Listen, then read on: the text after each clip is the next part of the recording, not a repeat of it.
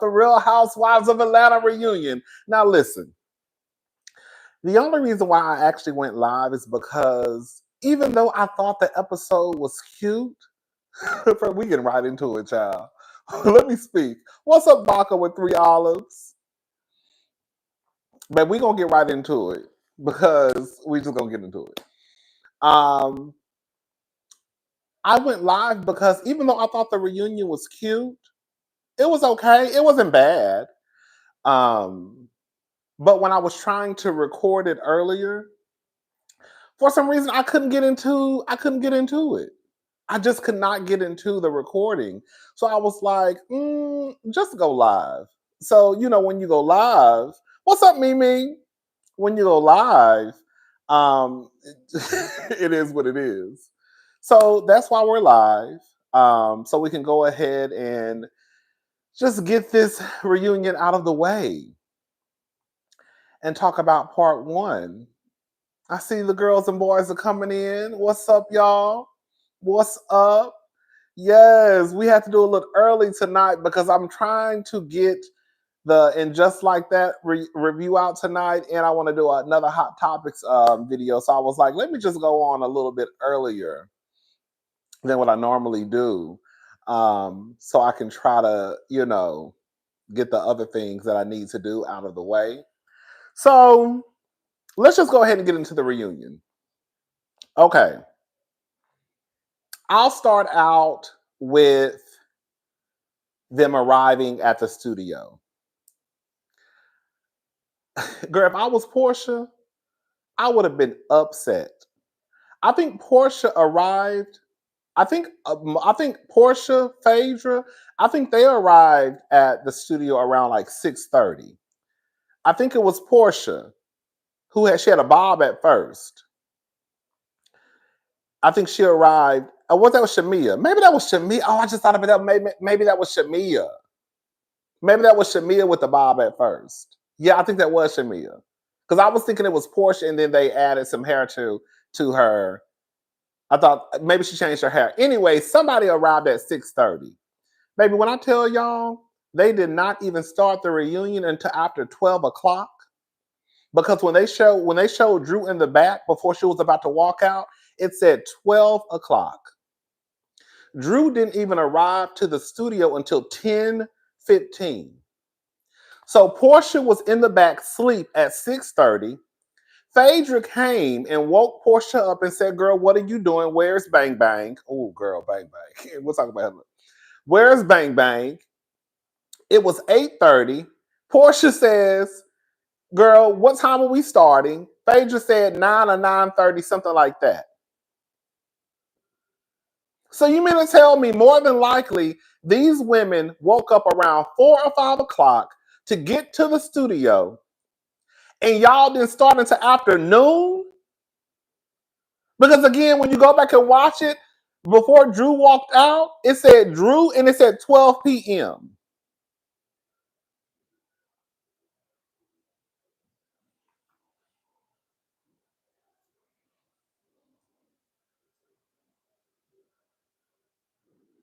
And then it said they were 2.5 hours late. This is what I think. All BS aside, I think it was because they had just found out that Bang Bang wasn't going to be in attendance. I do. I think that's what it was. I think that the itinerary was set and they were supposed to start at a certain time in the morning. But I think that once they probably caught wind that Bang Bang wasn't coming, I think that probably threw a wrench in the plans. And I think they had to hurry up and scramble to kind of like girl maneuver and find another route. I really think that's why they were late. I don't think it was necessarily the girls' fault. I think it was because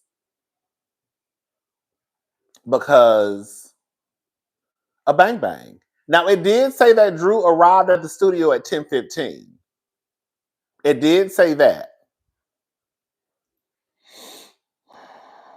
But I feel like it was because of Bang Bang. It could have been because of Drew. We already talked about the fashions, but I'll just say this. Drew looked a mess. I'm sorry. Everything about Drew Everything about Drew. No, it did say that. It did say that Drew. It did say that Drew arrived at 10:15.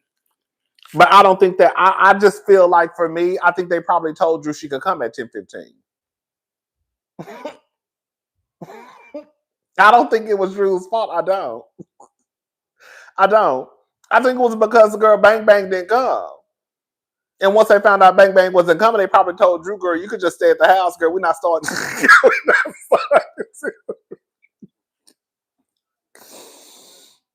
Girl, you ain't even got to rush, girl, because the Bang Bang ain't come. Bang Bang didn't come, girl. But it did say that Drew popped up at 10:15.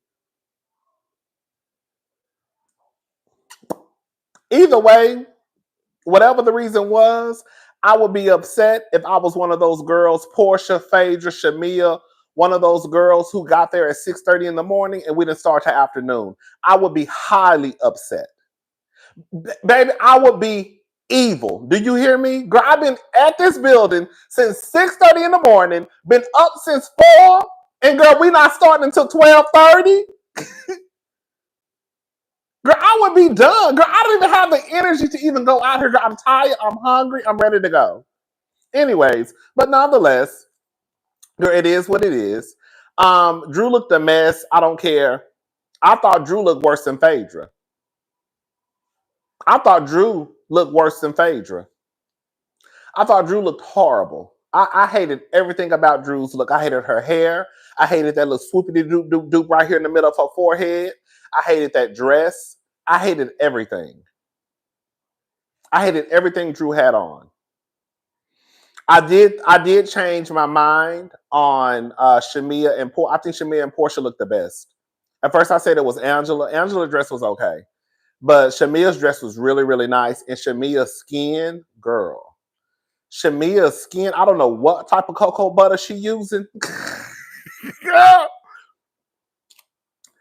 Baby, I don't know what type of cocoa butter Shamia is using on her skin. When I tell you Shamia's skin is absolutely gorgeous. Girl, like it just gave silk smooth chocolate, like Godiva chocolate. Girl, like Dove's chocolate, silk smoothest realness. I was like, come on. Anyways, but yeah, I'm not gonna go through all the looks because we've already talked about the looks. Andy lets the girls know that Bang Bang won't be in attendance.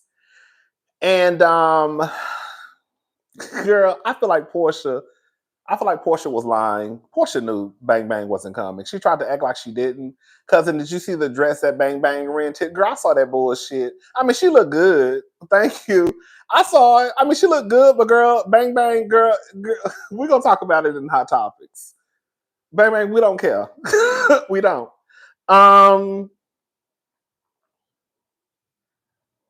Porsha says she talked to Britt the night before, and Britt said that she was coming. She even said that Mike was coming. But the day of, she didn't arrive. Phaedra wishes that Bang Bang would have called her. I mean, girl, she didn't come. I mean, hey, cousin, just came for a little 1-2, but my yawn's kicking in, so I can't stay for a 6-hour marathon. Babe, we're not gonna be here for 6 hours, I promise. Here's my contribution to for the rolling chair. Come on, rolling chair. Thank you, Shot. Got my contact. Thank you, Shot of Jack. Thank you. Right. Exactly, recessionista.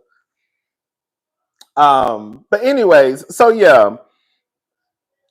Then Drew lets it be known that she received a text message from Britt a couple weeks prior, basically telling her that she was filing a lawsuit against her due to the things that showed up on the poster boards that Kenya showed down at the Kenya Moore Hair Spa.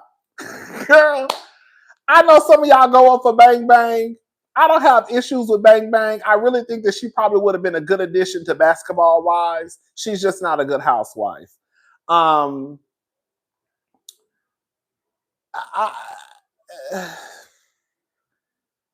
I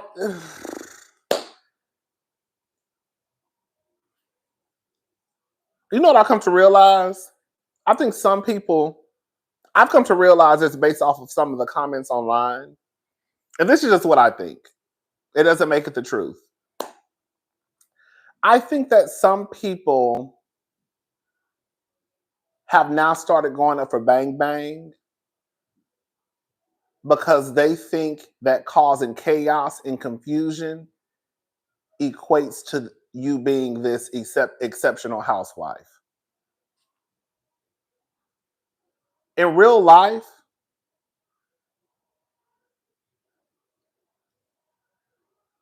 Bang had one moment on the show when she went against Kelly, and that was episode 16? And that wasn't even a read session of the century. Like, it wasn't like a Claudia versus Nene. It was very, very, it wasn't nothing. But some of y'all went up for the Bang Bang versus Kelly. I didn't really go up for it like that.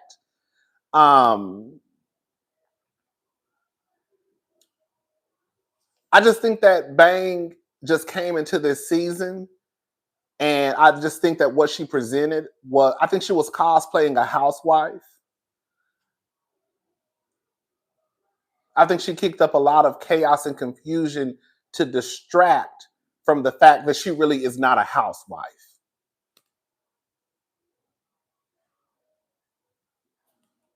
And I think for some people, they think the chaos and confusion makes her a good housewife, and it doesn't.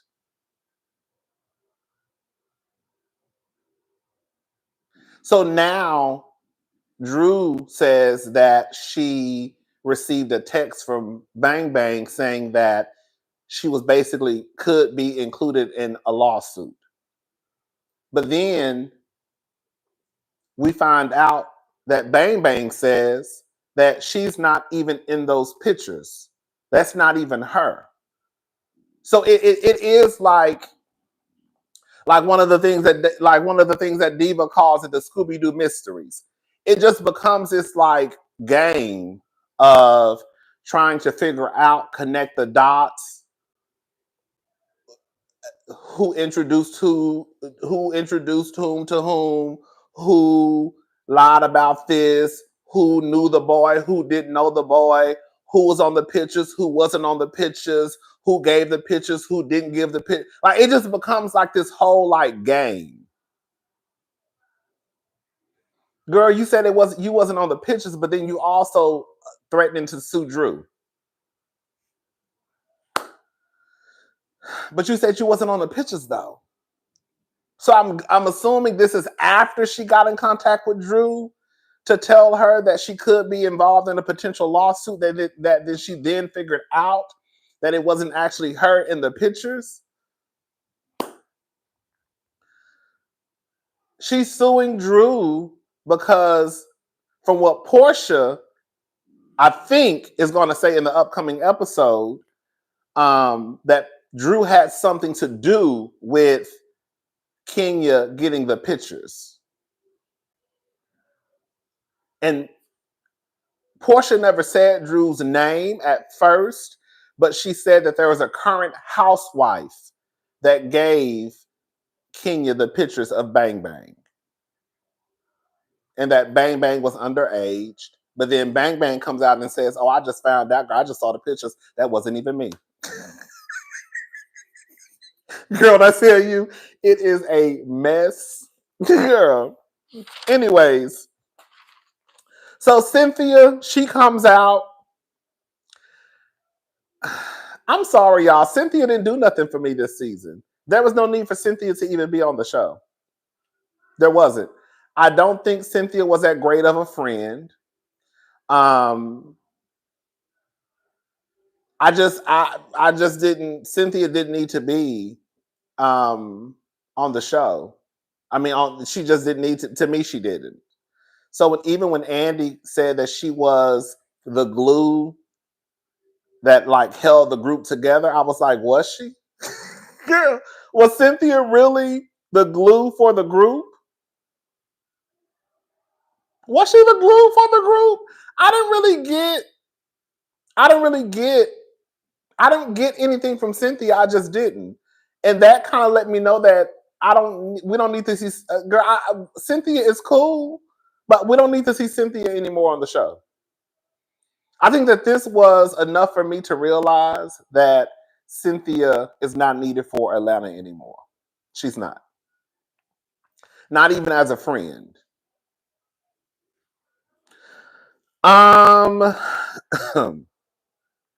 She talked about the guy who she's having, the guy, her boyfriend. Girl, it's a party. Do y'all hear that noise? It's a party at the pool. Girl, it's distracting me. Do y'all hear it? Do y'all hear that? I know y'all hear that. It's distracting me so, and it just started. Like, girl, the music. I looked out. I heard some people outside, and I looked out the window and I saw a whole bunch of balloons. But I thought the party was already going on. I think it just started. Anyways, so Cynthia basically talks about her boyfriend. He's 39, and then Phaedra, she's dating the guy from Married to Medicine, Sheck, whatever his name is. He's 32, and it just got me to thinking that that's the difference between some men and some women. That when not all the time, of course, but when women date younger, they're not dating, a 18, a 17, a 16, a 17 and a half year old. Like the Tracy Ellis Rosses, the Cynthias, the Phaedras, when they date younger, the nigga still probably gonna be, what's up, diva?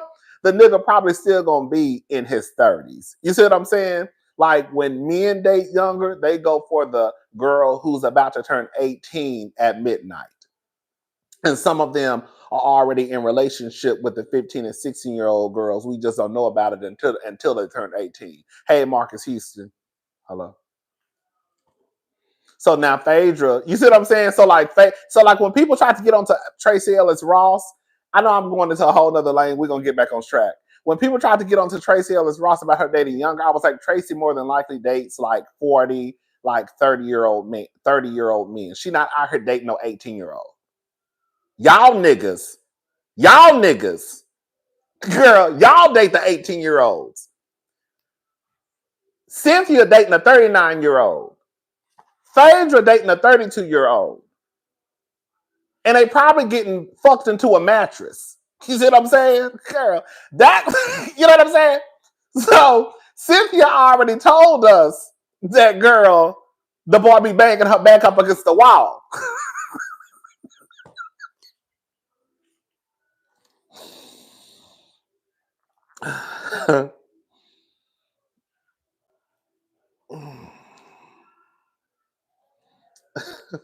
Okay. Girl, split her in half, baby. Baby got a dent in the mattress. I know that's right. I loved your outfit. It gave my milkshake brings all the trays to the yard. Baby, I don't fool with Trey. I know you had a nasty strut in NYC AK-47 needs to explain how she buying a private jet but had to use Klarna payments for her donation, baby. Thank you, Southern Purchase. Thank you so much. Baby, I fool with Butch Queens and Queens. No trade over here. But anyway, so they start to get on to Porsha, right? Simon, what's up, James? Shout out to James, y'all. I don't watch the show. I just, okay, baby. Say no to trade. Baby, Beyonce tried to tell y'all release the trade. Y'all ain't listening. I don't watch the show. I just watch the reviews. But when I saw that clip where Drew told Porsha Simon said, it took me out. Okay. Thank you, Sybil M. So Porsha lets us know that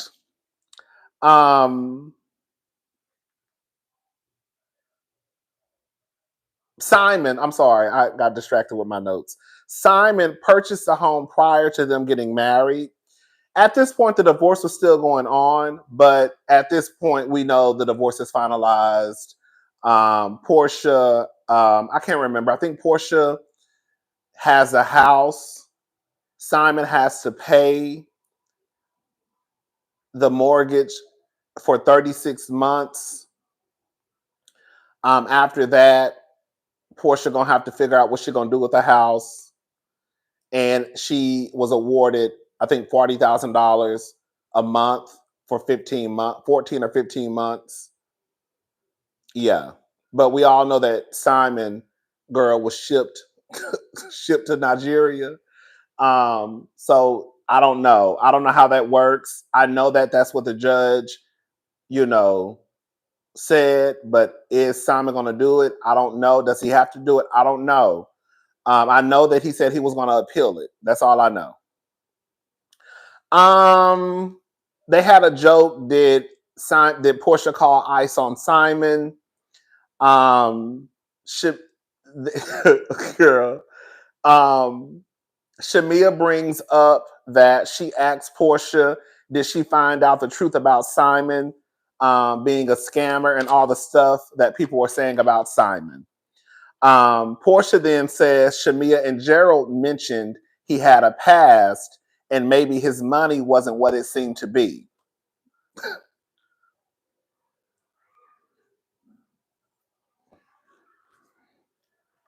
She said she did her due diligence because it took up to 9 months to even get the prenup finished. I don't think Porsha called ice on Simon. I don't. I honestly don't. I mean, I think it's a funny joke, right? But I really honestly don't think that Porsha called ice on Simon. And then they got into Kelly asking about her asking Porsha, did she steal a lady's husband? Was she asking out of concern? And then Kelly says, yes, she was. See, let me tell y'all the difference. This is how Kelly should have worded it. Because there are two different things going on. When Kelly says that she was asking out of concern, I think some people took that as if Kelly was asking out of like, I'm worried about you. No, Kelly was asking out of concern because, girl, they say you walk into folks' houses and take their husband and they Hennessy. So, girl, if I get a boyfriend, I need to know if you're going to walk out of here with my man too. Girl, because we already saw this season that you said you was going to fuck Angela's husband. That's the concern that Kelly was coming from. It wasn't out of concern of, oh, I'm just worried about poor Porsha. No, I'm concerned on what type of woman I'm hanging around and if I can bring this woman around my man. That's what that was about. That's it.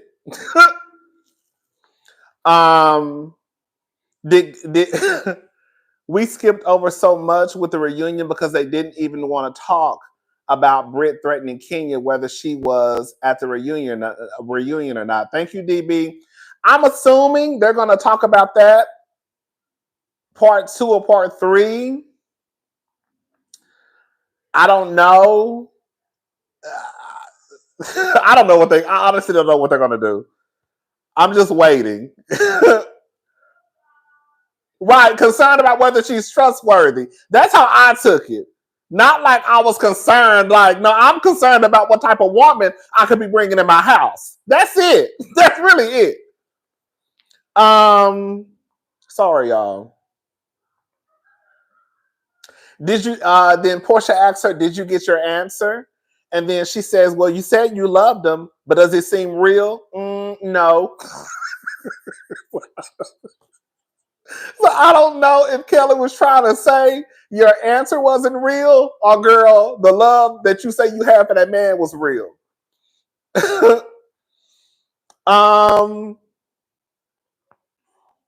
And then Porsha is talking about how they had a real convo and we came to that we were going through the exact same thing. Now, let me just say this. Let me say this. I did not take it as if Porsha at first was comparing her situation to Kelly's, because on the side, Drew was like, girl, she's talking about you. And then Kelly was like, I think she's talking about me. but our situations are not the same. I didn't really take it that way. I'm being honest. I didn't take it that way at first, that Porsha was trying to compare her situation to Kelly's. But later in the episode, I have Peach Juice. I hope Peach Juice enjoys the house for now. After that, it's back to the Simple Vera by Vera Wang Betting, and the big one bath towel says no shade. Thank you, Southern Purchase. Baby, she better enjoy while she can.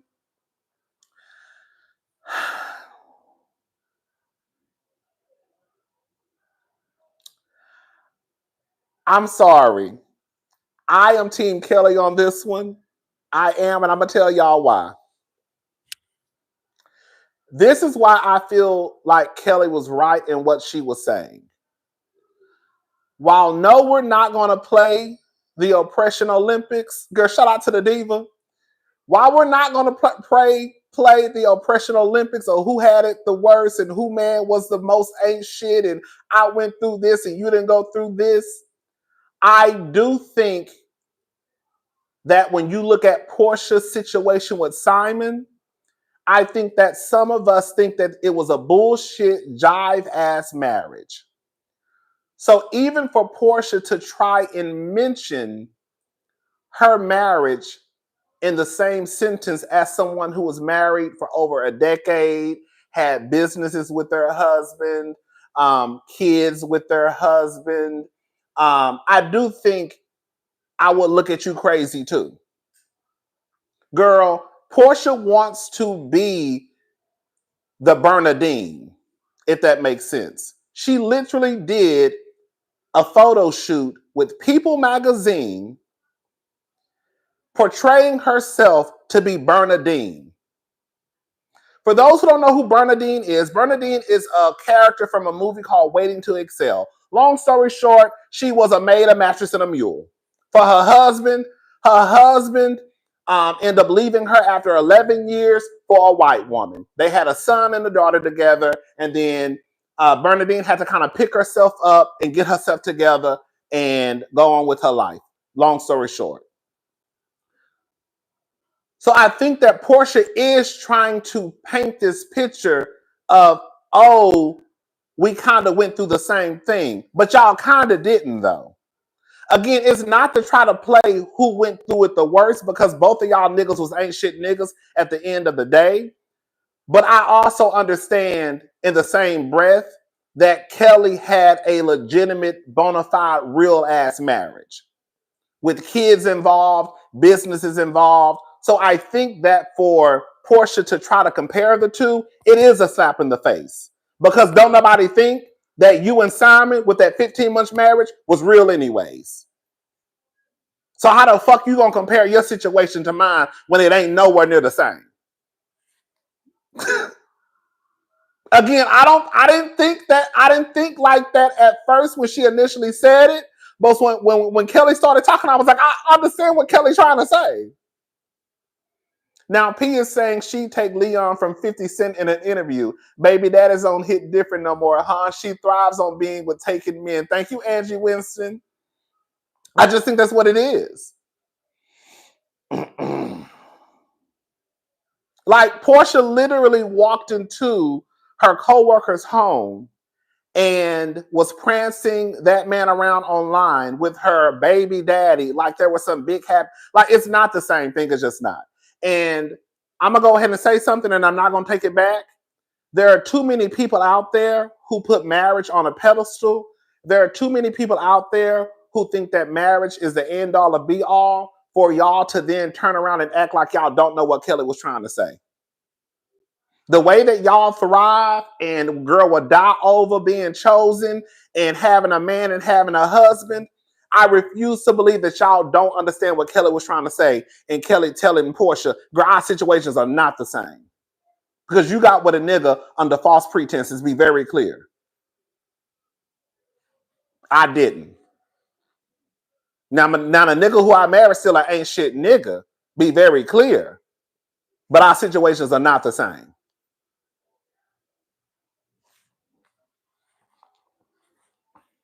Oh, hello?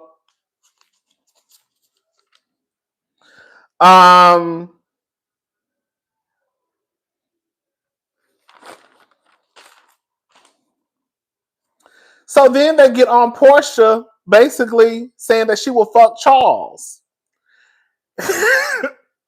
I be trying to I really be trying to go on. Like, I be trying to like Porsha. It be so hard for me to like Peach Juice. Peach Juice be playing in y'all face. She starts out basically saying, well, Angela apologized because she brought up the Simon situation. Porsha, screw Porsha, Shamia, Kelly, and Punk Puss. They got along for the alliance, lay down dogs and wake up with fleas. I have no empathy for any of them. Thank you. Girl, I know, right? Girl, I know, right? Girl, I know, right? Porsha tried to flip it. I don't know if y'all caught that. That's what I caught.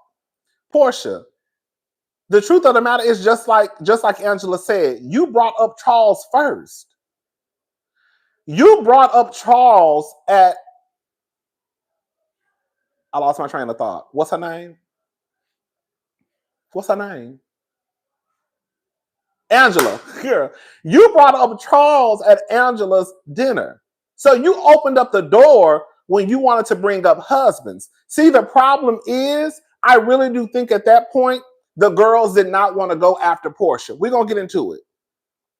The girls did not want to go after Porsha because there's no way that with Porsha going through what she was going through with Simon, that Angela should have let that shit slide. Girl, do you really want to talk about the husbands? Do you really want to talk about the husbands and what they're saying about the husbands?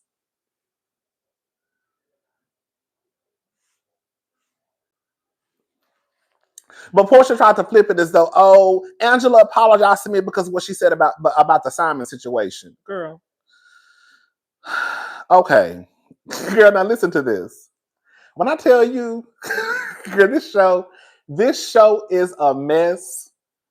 This show was a mess for the simple fact that, girl, we really have to sit back and figure out who's lying, who didn't lie, who might have lied, who adding some sauce to it. Shout out to Ashley Darby, who's adding some sauce to it, who's just a plain out bona fide liar. So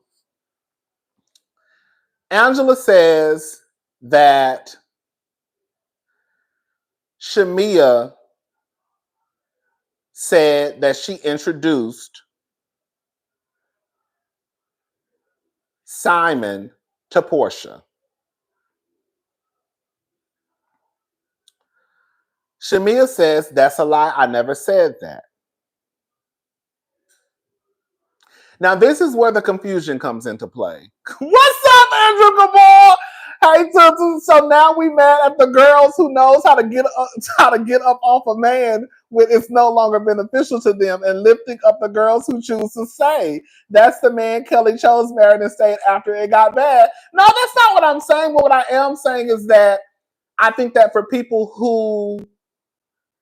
most people, I'm not going to say most, a lot of people do put marriage on a pedestal. They do. And they put having a husband on a pedestal. So for those people who put marriage on a pedestal, I do think that it would be a slap in the face to them for you to compare my marriage to your job ass marriage. Because you got with a nigga really and truly on some shady, shicey, trifling ass shit. That's all I'm saying. The people who hold marriage dear to this, they're not going to let you compare their marriage, no matter what they went through, to Porsha and Simon's marriage. I don't think they would, because people put marriage up to here. So for you to compare my marriage to somebody who I was married to for 10 years to a nigga who you met on a reality TV show through your coworker, I don't think they would say they wouldn't. I don't think they would look at it as the same. They just wouldn't.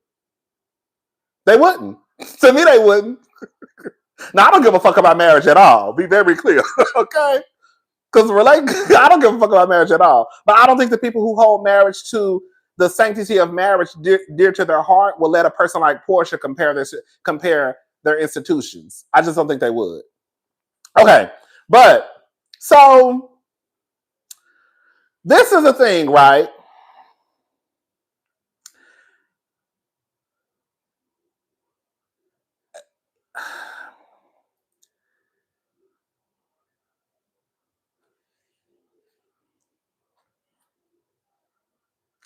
Do I believe that Shamia introduced Porsha to Simon? No.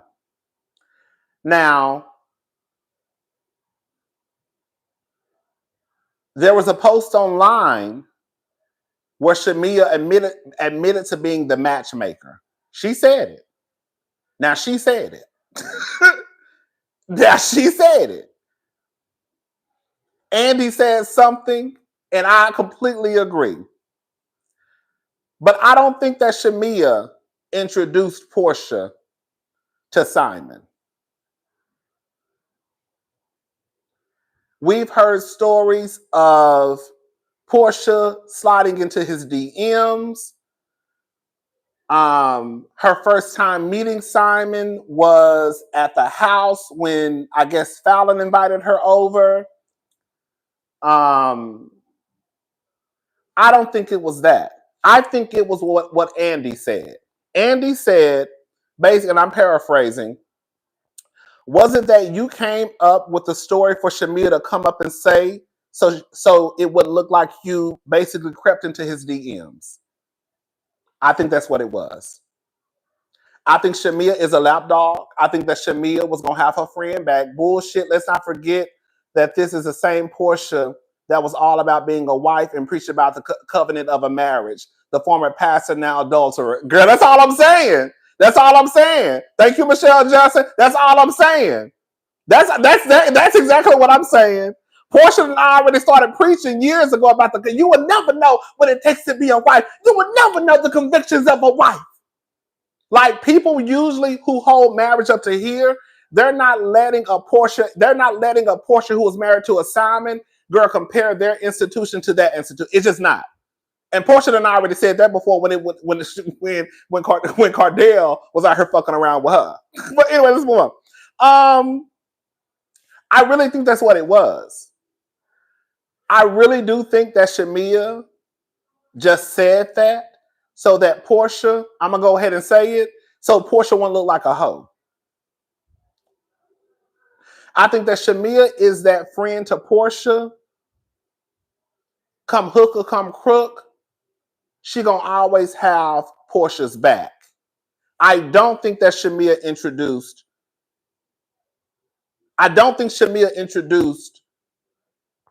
Porsha to Simon.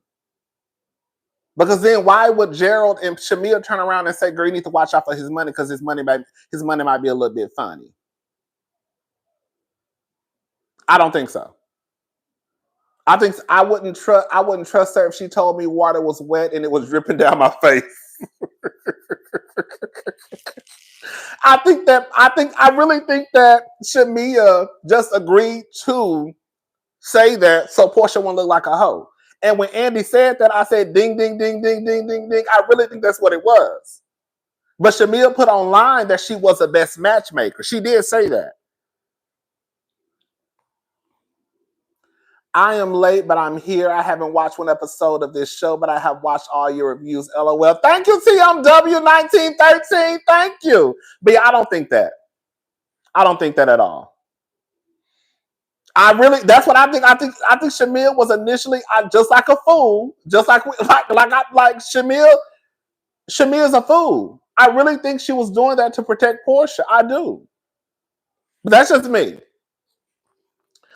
And then Porsha says that Dennis is a jewel and she needed his support this season. When I tell you Porsha is a fucking liar, Porsha literally told Drew in front of everybody in Shamia's house when they went upstairs, she told Drew, I don't give a damn if you fuck him, marry him, or kill him. That's what she said. That's what she said about Dennis. Then she turns around and says that, oh, Dennis is just a jewel. No.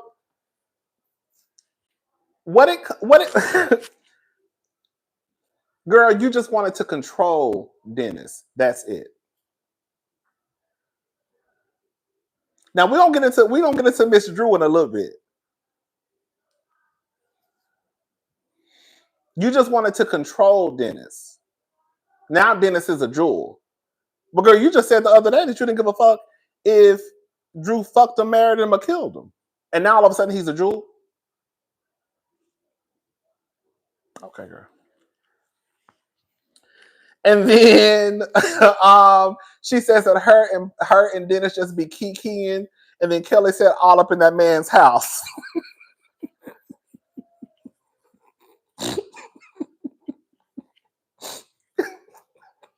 And then Porsha said, all in whose house? It's my house. And then she said, you have to sell yours. And then Kelly said something about she moved out and she don't want no man in her house. And then Porsha said, you should have had a better prenup. It was actually cute. Let me play the back and forth. It was actually kind of funny because she was like, okay, thank you. No, thank you. Thank you. No, thank you. You're welcome. No, thank you. Have a good day. Hold up. It was actually funny. Hold up. We just be kikiing all in that man's house. That's great. Yeah. All in whose house?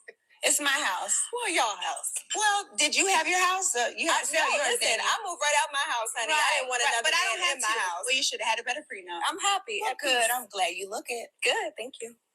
I'm saying, Porsha, you're gonna have to move out in 36 months. Your equality is kept. If your equality is kept, if Simon don't pay that mortgage on that house, baby, you're gonna be out before 36 months. Be very clear. Be very, very clear. Because Porsha can't afford no $7 million house. Porsha just went back to working the other day. Don't forget, Porsha quit all her jobs.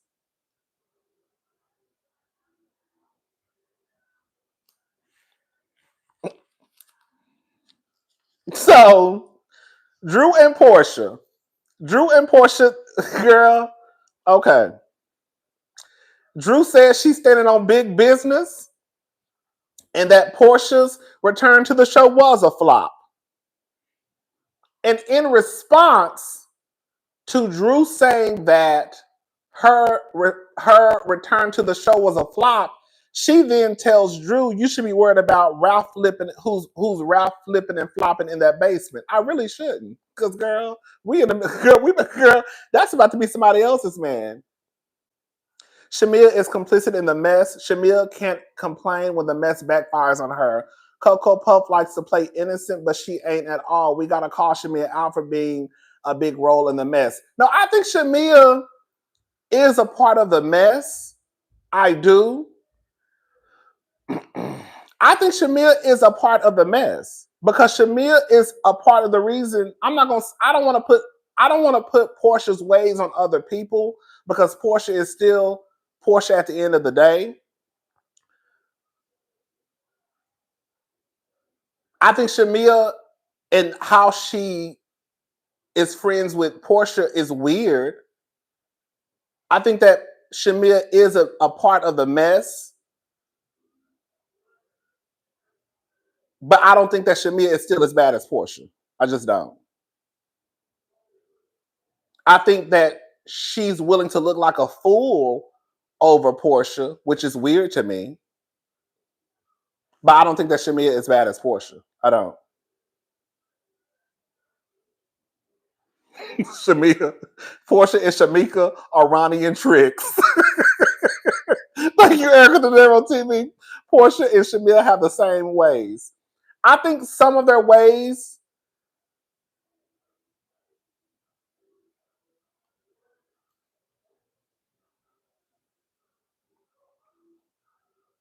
I'm gonna be honest, y'all. I haven't seen Shamia. I don't look at Shamia and Porsha as the same. I don't. I just don't. Now, let me say this. Let me say this. I feel like I was one of the few at the beginning of the season who got on here. Because let's be very clear. Most of y'all were going up for Shamia. Let's just go ahead and put it out there. Most of y'all were going up for Shamia. And I'm the one who came down here and I said, girl, why the fuck y'all going up for Shamia like that? Like y'all don't know who Shamia is. Shamia been on this show for 3 or 4 seasons. Y'all have an insight to Shamia's personality. I said, I know exactly what it is. Did I not say this, y'all? Did I not say this? I said, girl, why are y'all going up for Shamia like y'all don't know who Shamia is? Not everybody think that Shamia should be the face of the show. Not everybody thinks Shamia is that girl. No, what it is y'all found out Shamia got a little access to the money. And now, girl, Shamia is the girl who runs the world. That's what I said. Everybody was going up for Shamia. And I was like, girl, why are y'all going up for Shamia? I don't get it. She cool. She cool. But girl, the way that people was going up for Shamia online, girl, yes, the majority of y'all were. Girl, we're going to have to just call it for what it is.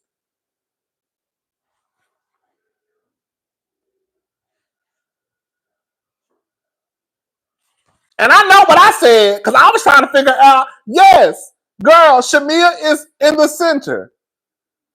Shamia got a little bit of money. But why y'all acting like we don't know who Shamia is? Y'all acting like this is Shamia's first season.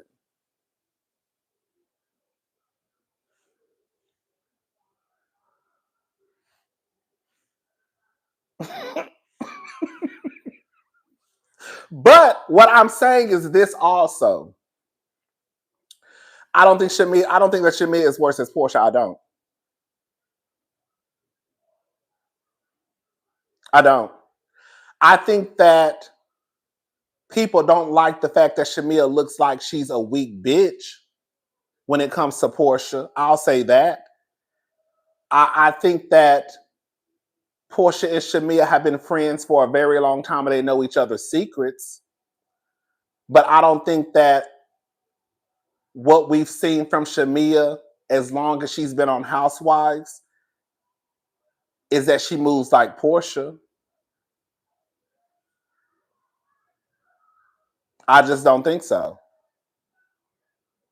Even with me saying, Shamia, you still talked about Porsha with Angela and Drew.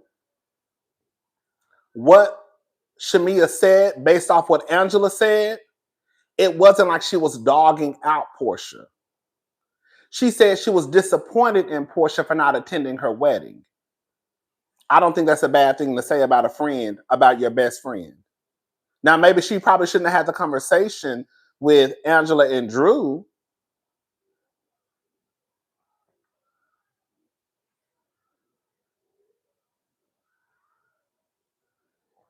No, she wrong for meeting up with Ralph. She's wrong for meeting up. No, she was wrong for meeting up with Ralph. I said that. I said that she should have got her ass whooped. She should have got pistol whipped. I said what I said was, matter of fact, what I said was, I have a friend who would have pistol whipped Shamia and Porsha. That's what I said. That's what I said. And I remember saying that. I remember coming down here saying, I have a friend who would have pistol whipped Shamia and Porsha. That's what I said. See, the thing is, I'm consistent in what I say. Okay? And I remember what I say. And I didn't get blinded by Shamia. But I also don't think that Shamia is still as bad as Porsha. I don't think so. I just don't. Shamia has had some missteps in her friendship with Porsha, but ain't nobody gonna get me to believe that Shamia, I think that you are giving Shamia too much credit. Shamia and Porsha are cut from the same cloth, two peas in a pod, you'll see. But we haven't saw, that's the thing. We might see, but we haven't saw. The fact of the matter is, even with Shamia sitting down with Angela and Drew saying that she was disappointed in Porsha not coming to her wedding, is not on the same level as Porsha sitting her ass in front of a goddamn television screen, a camera, saying that her best friend was fucking Candy and Todd while she was engaged to be married. So I think that sometimes y'all want to start at B and C of what Shamia said about being disappointed and Porsha not coming to her wedding, but y'all not starting that while we even having a conversation. We're having the conversation because Porsha sat down in front of a goddamn camera and said that Shamia was fucking Candy and Todd and agreed with Phaedra. So then we concentrate on Shamia's response to what Porsha did. Shamia had every right to say that she was disappointed in her friend. That's how the shit got started.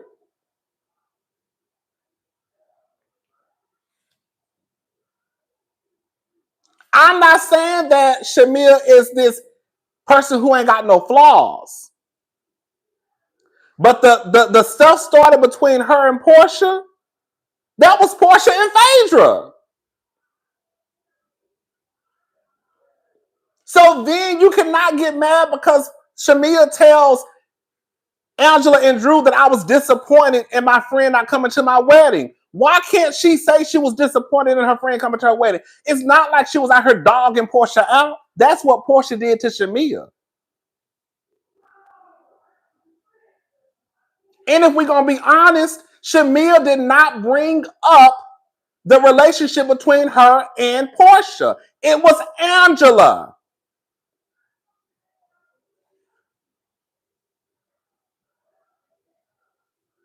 It was Angela who brought up the relationship between Porsha and Porsha and Shamia. She tried to the first time when she went to Shamia's music session. And she brought up that Porsha was talking while she was playing her music. And Shamia shut it down. Y'all not gonna sit here and act like why did we not watch the same show? Did we not watch the same show? Didn't Angela go to the studio and try to start a wedge between Shamia and Porsha? And Shamia was just like, oh no, we good, and then shut it down? Is that not what happened the first time? Shamia wasn't talking about Porsha.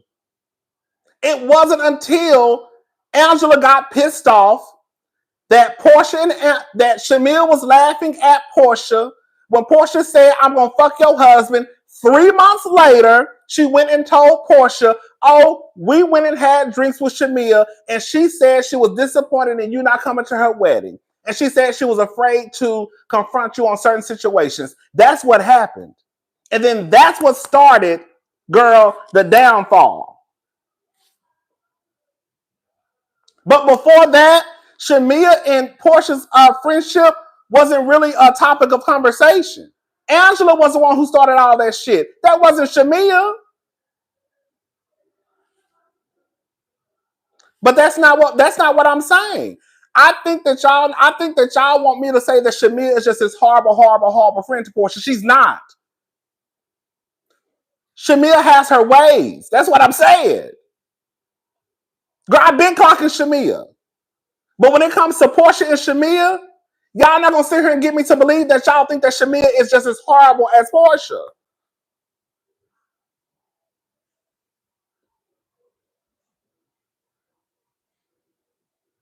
Y'all not gonna get me to believe that y'all think that Shamia showed up in her friendship with Porsha just as worse as, or just on the same level that Porsha showed up with Shamia.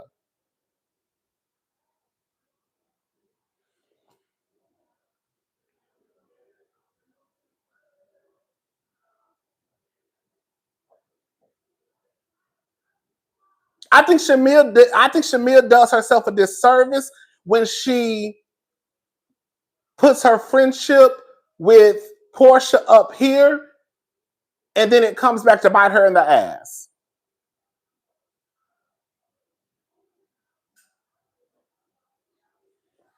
We're gonna have to just agree to disagree. We're gonna have to just agree to disagree. I'm never gonna put Porsha and Shamia on the same level as how they show up in the friendship to each other. Now, what Shamia done did to so and so and so and so and so and so and so and so, I don't think I'm talking about Shamia and Porsha. I'm talking about Shamia and Porsha. I guarantee you, if we start a list of how each other has shown up in the friendship, I bet you Porsha's list is going to be longer and worse than Shamia's. I bet you. Tell me it's not.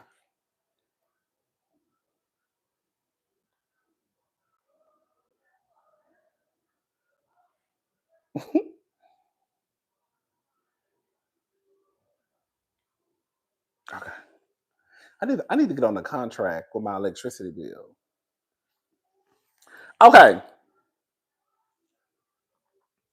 So, hold on. Oh, so she says, thank you, Diamond Clay.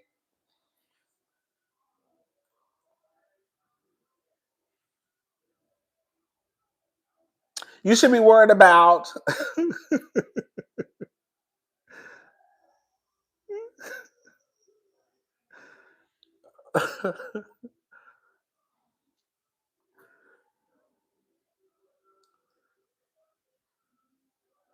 That's not true. And that's the thing. This season, I have not heard Porsha talk about Shamina's, but Shamia always has Porsha name in her mouth. And I think that's where the unfairness comes in at.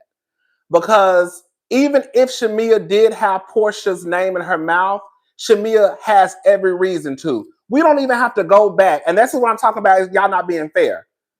Girl, in real life, this season, Shamia got her cell phone and said, I want to play my song for y'all. And in the midst of her playing her song for the first time in front of the group, what the fuck was Porsha's reaction? So even if Shamia did talk about Porsha, she still had every fucking right to. Y'all don't remember Porsha sitting at that table over talking the song, talking about, girl, that's Drew. Where are you at on the song? Like, what are we, like, what? Am I making this up? Show me your friends and I'll tell you who you are. Shamia, Porsha, Phaedra, Candy, Tiny, Moneta, and sorry, I know she's your girl, Kenya. As time passes, they all move the same way. Thank you, Resney.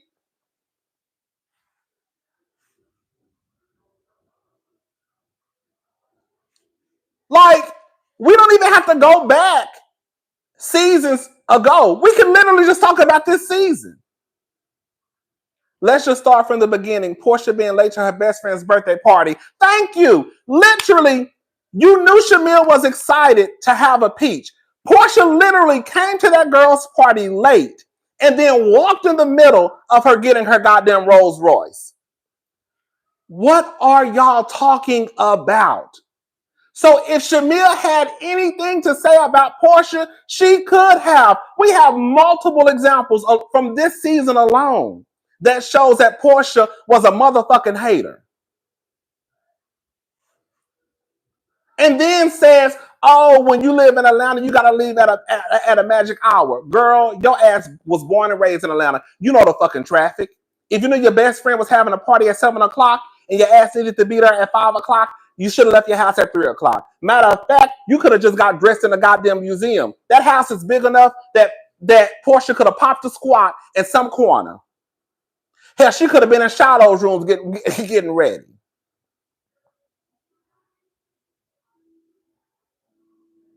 Girl, it wasn't no girl. It was production who held up Porsha. You guys don't know how this works. Girl, stop. Porsha been on this motherfucking show since season 5.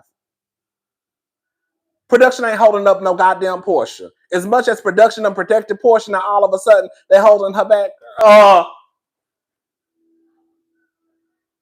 Girl. So let me get this too. So production was the reason why when Shamia was playing her song, she was sitting there rolling her eyes, talking about that sound like Drew. Where are you coming in at? That was production too. Girl.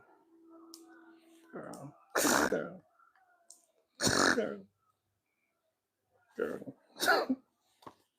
Girl. Girl. Girl. Girl, stop.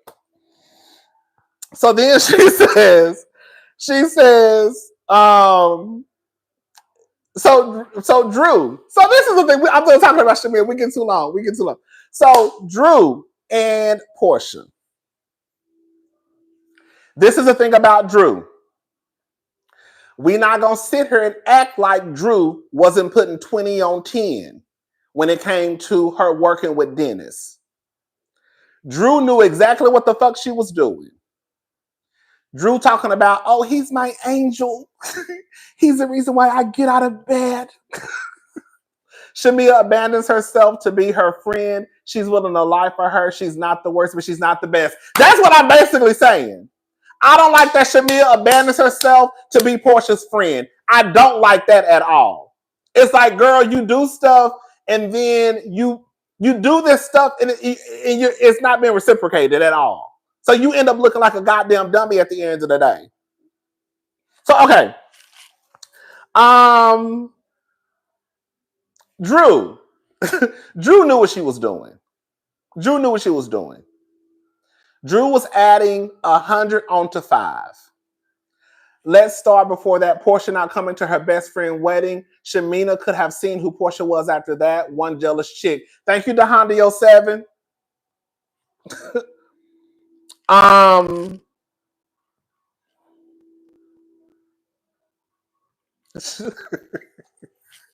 Hold up. Because Drew did kind of eat. Just hold up.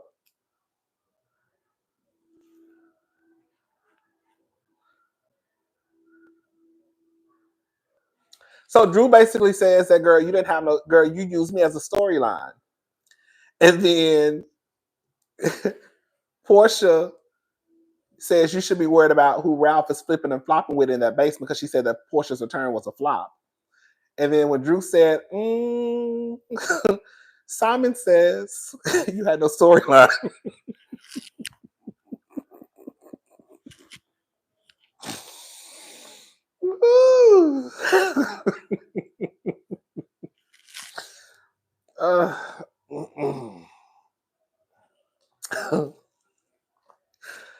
That was kind of funny. I'm not gonna lie.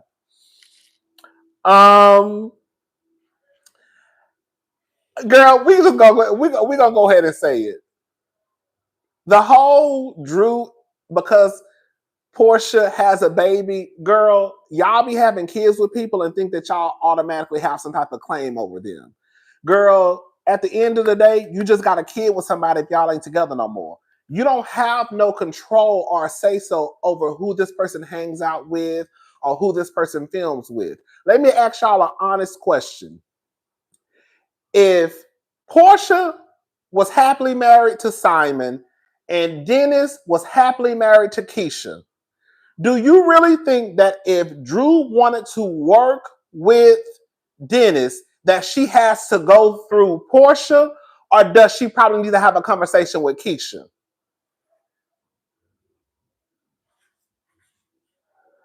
Let me say it again.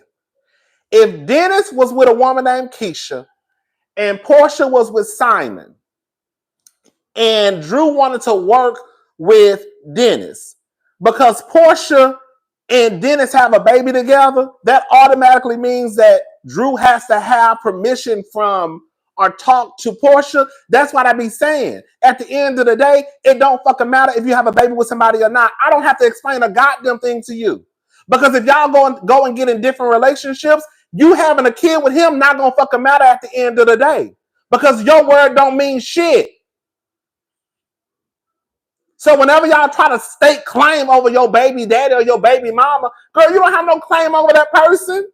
Because guess what? When another bitch or nigga come into the picture, your word don't mean a goddamn thing.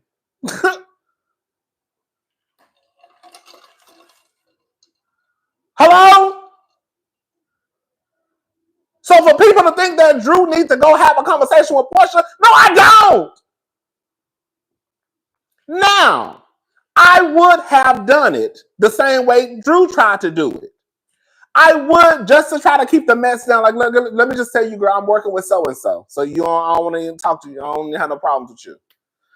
Drew tried to have a conversation with Porsha. Porsha kept putting it off. At that point, what you want me to say? Shamia ain't about to let Porsha take her panties off and change in her house. That's literally letting the cat out of the That's literally letting the cat out of the bag to attack Gerald. Oh, gutter snipe heifer cat. You so stupid. Thank you, Lee. Thank you so much. That's so stupid. Okay, hold on, girl. My contacts. Hold up. I should have just put my glasses on. These contacts are bothering me. I think it'd be, you know what I think it'd be, y'all? I think it's this light. That's why sometimes I have to kind of bring it down a little bit. Because I think the light be messing with my eyes. Because the only time is really when I sit in front of here, my eyes, like, they water the most. Like, sometimes when the light is bright, you see how bright it is? Like, I noticed that, and so now I have to bring the light down. I have to dim it, because if not, it'd be too much. But anyways, I lost what I was saying. Okay, so girl, we just talking because I forgot what I was saying. So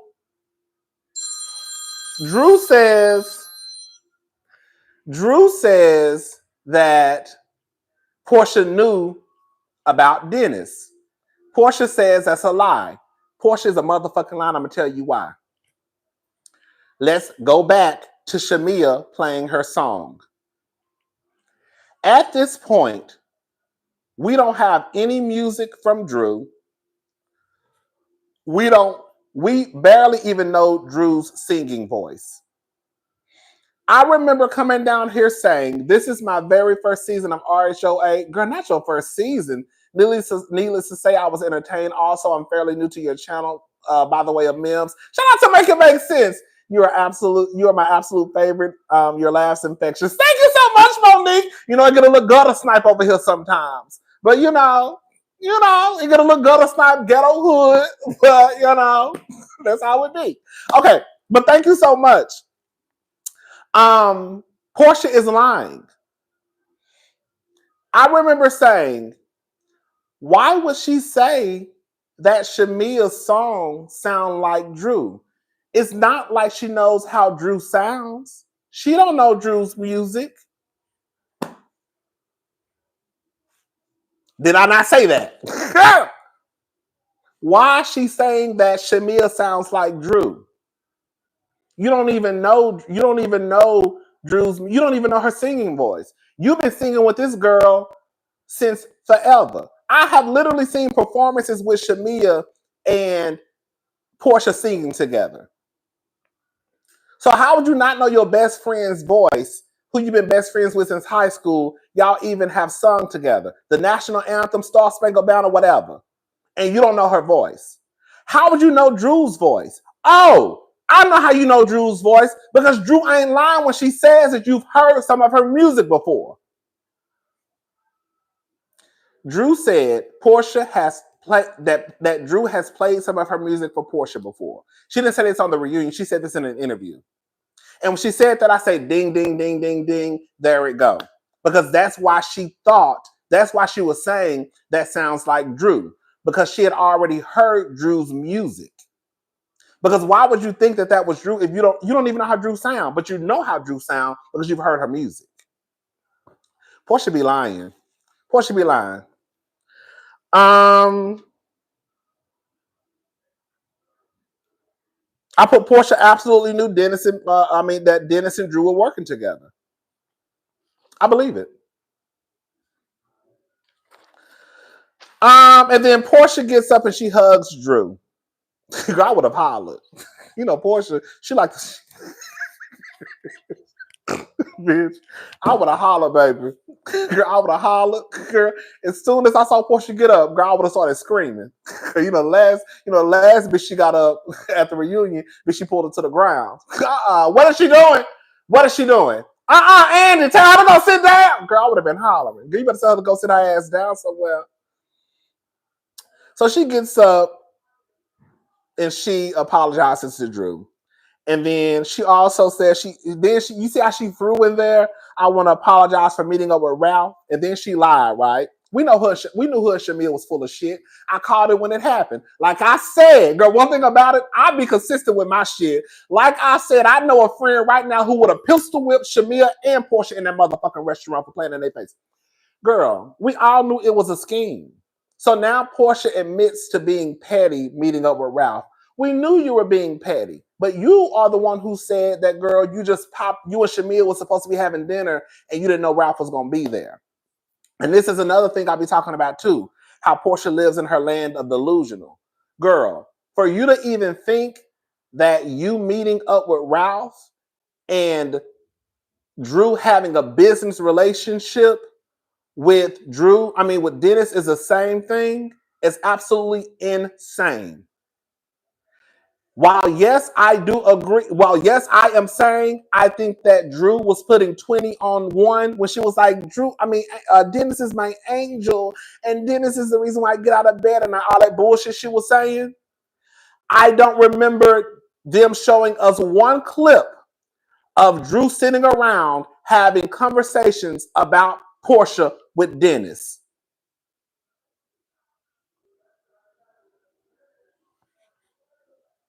Now, what I do remember is Porsha meeting up with Ralph through Shamia and them having conversations about Drew and him trying to find out her finances. At that point, Drew should have been whooping Porsha and Shamia ass and having one of her cousins beat the fuck out of Ralph. Because it was all out of order and all out of line. You meet up with this bitch to ask her questions about my money, knowing we in the midst of a divorce. That's why when Porsha tried to pull that shit, she couldn't have hugged me. Girl, get out my motherfucking face. Because you sat down on that camera, girl, meeting up with this man, knowing I was going through a divorce, while he asked you questions and you asked questions about me. And you over there with your 27 piece, you was a motherfucking liaison. You set the shit all up. That's why I said Shamil should have got pistol whipped, Porsha should have got pistol whipped, and Ralph should have got his ass whooped too. But I've been said that.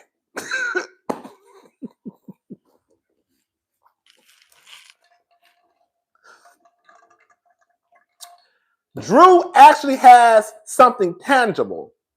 Drew actually has a bona fide, solidified album. Not no rinky-dink bullshit. Not some bullshit like G&A. Not like just some storyline. Like the fact that they're even still having a conversation about this storyline is insane to me. Because even though, yes, it was a storyline, it actually was a real storyline.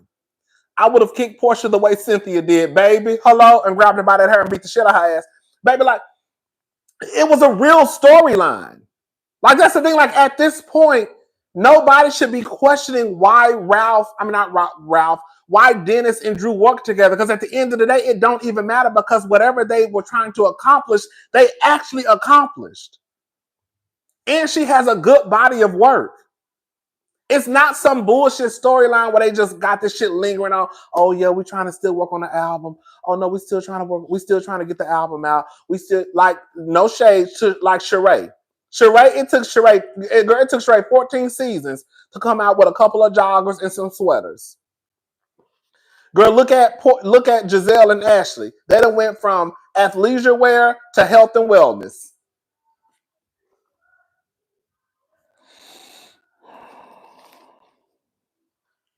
Okay. Kelly and Britt. Girl, here we go. I thought about it.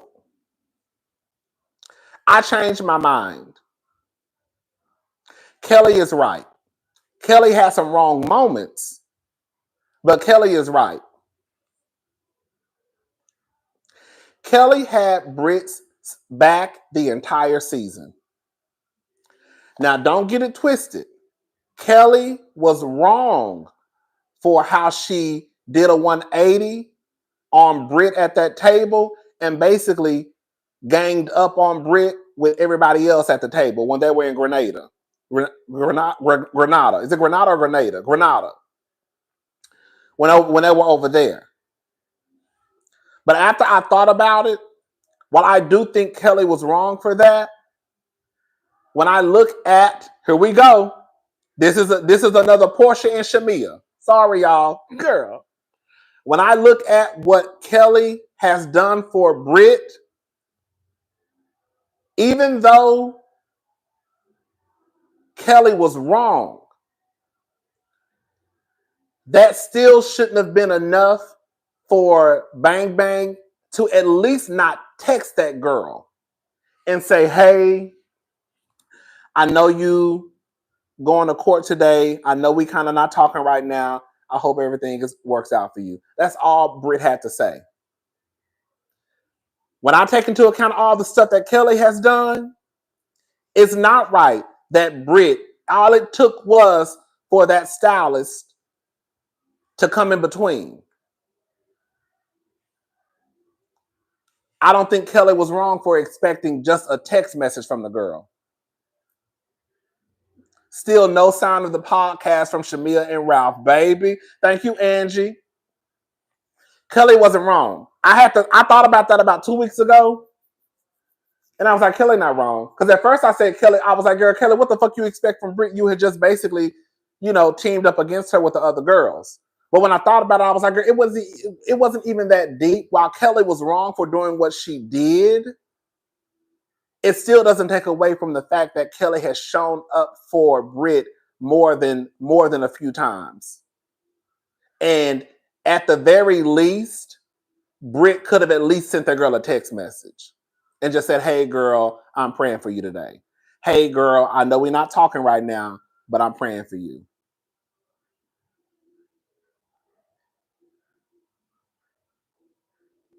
That's how I look at it. Was Bang Bang jealous of Britt? Girl, that's what I be. Y'all be. Let me be very clear. Do I think not Bang Bang jealous of Britt? Was Kelly jealous of Britt? I don't think Kelly was jealous of Britt. I do think that Kelly started to peep that Britt looked better in her clothes. I'm just gonna go ahead and say it. I don't know if y'all caught this. Kelly said that she's rented from Phaedra's place before. She said that. She said, "I've rented from Phaedra's whatever situation she got going on." I don't know if that's Phaedra. I don't know, girl. She's rented clothes from the place that Phaedra showed on the show. Kelly is itty bitty. I think they said Kelly is like 4'11". If Kelly is renting some of her clothes, borrowing her clothes, she can't do nothing with those clothes. She can't adjust them. She can't alter them because she's renting them. So she's going to have to just take it for what it is. I do think that Britt looked better. She was being styled better than Kelly. She was. But I also think, too, it had to do with Britt's frame. For the most part, how can I say this? For the most part, we have been conditioned to believe that taller people look better in clothes than shorter people. That's why when you look at the runways, they're always tall and thin, right? So Britt is just going to Britt was styled better than Kelly. So I think that's where the issue started to come in, honestly. Now, Kelly didn't say this, but I think that's what it was. I think that Kelly started looking, and then at one point, the stylist was dressing them like twins. I don't know if y'all caught that. At one point, they were kind of looking like twins. Like, girl, why we dressed alike? They would have on similar looks. It almost gave like they were in a group. You know what I'm saying? But to the point where we're going to sit here and say that Kelly was jealous of Britt, and that's what I be saying, y'all. Like, girl, I'm not trying to be funny, but y'all be the jealous word. Y'all be reaching like, oh, girl, everybody ain't jealous of everybody. In real life, why would Kelly be jealous of Britt? Y'all would do better trying to say Kelly jealous of Shamia. When you look at what Britt presented on this show, be honest, y'all. When you look at what Britt presented on season 16 of The Real Housewives of Atlanta, why would Kelly be jealous of Britt?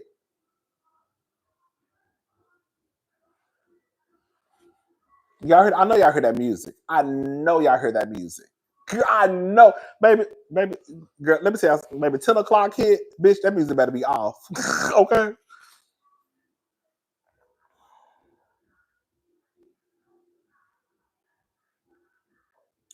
There's no reason for Kelly to be jealous of Britt at all. Like, Kelly,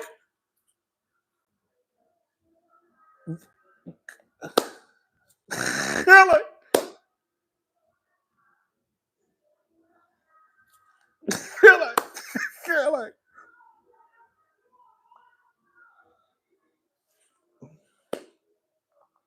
I think what has happened this season, I think that the role it reversed.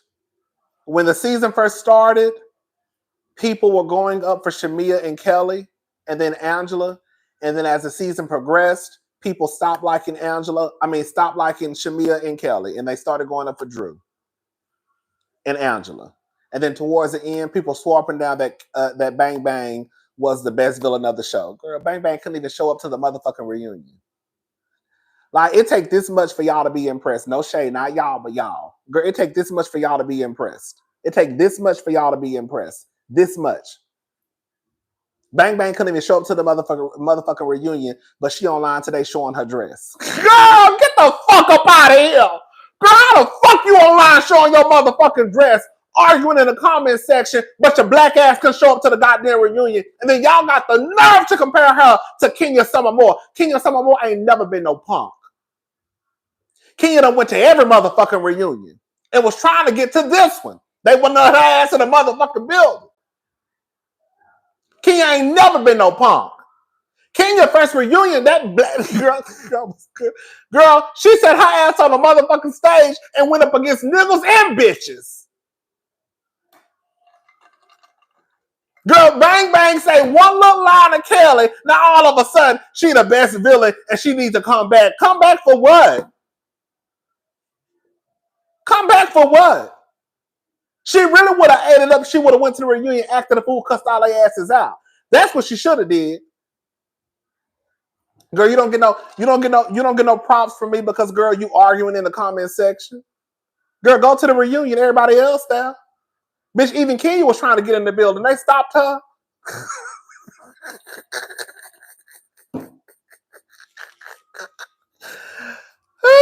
Yeah. Okay. Oh, girl, we gotta hurry up. I got too many notes. Okay, girl, girl, give me about 30 more minutes, then we're gonna be done. No, girl, give me about 15 more minutes. Oh, girl, I gotta hurry up. Okay. Oh, girl, we've been here since 7 o'clock. Oh, hell no, we gotta hurry up. Okay. Okay, the alliance. Okay. So the alliance. Girl, it was an alliance. Girl. This is what I think. Okay, so Shamia, Britt, and Kelly had an alliance. Shamia says that Porsha was also a part of the alliance.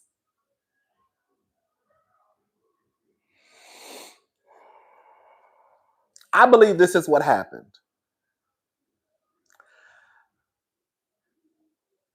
I believe they had an alliance.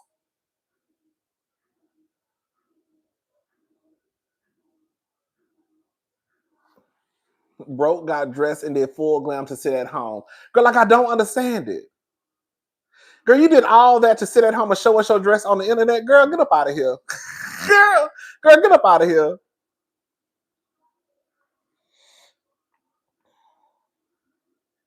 This is what I believe happened. I don't think that Porsha necessarily agreed to an alliance, but I do think that I think the reason why Kelly backed up off of Porsha is because Shamia did go back to Kelly and say, hey, girl, you need to take it easy on Porsha. We're not doing that. Because I don't know if y'all noticed, Kelly came in hot with Porsha. Then all of a sudden, it just took for one sit down, and then her and Porsha were best friends.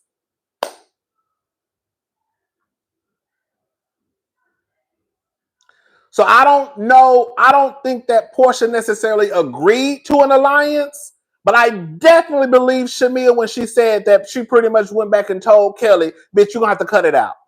Because then all of a sudden, Kelly cut it out and she was best friends with Shamia. And I was like, girl, girl, yeah. I remember saying in my review when they met up, like, girl, they like met up and now they're like best friends. Like, girl, what? Girl, like, how you go from, girl, why you take that lady's husband to now we meet up and now, girl, we best friends.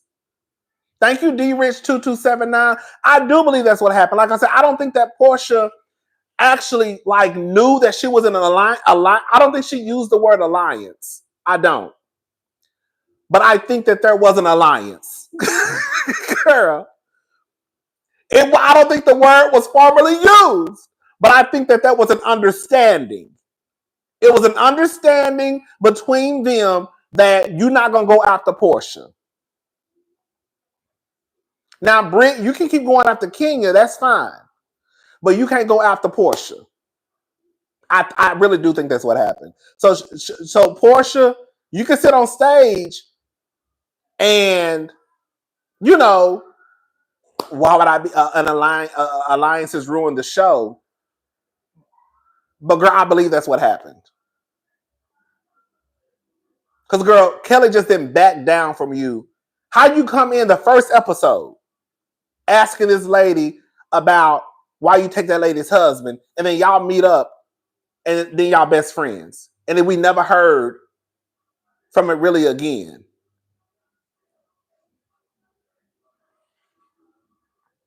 Who was the alliance against? Do you know?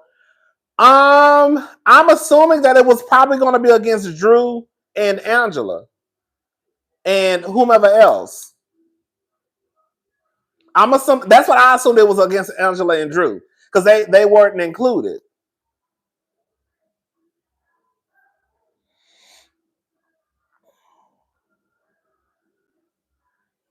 I gotta pee.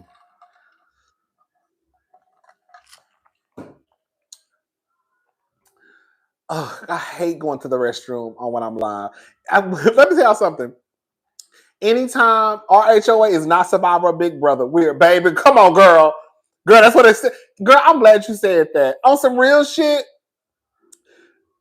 Real Housewives of Atlanta, these housewife shows, they start to get like Big Brother and Survivor. Who can last the longest? Who's voted out the island? They're gonna have to stop that shit. Girl, I know y'all heard that music. Y'all not gonna sit here and act like y'all don't hear that motherfucking music. Porsha was the head of the alliance after the Bang Bang incident. They were one band, one sound against Kenya as well. Thank you, Angie Winston. And that's another thing too.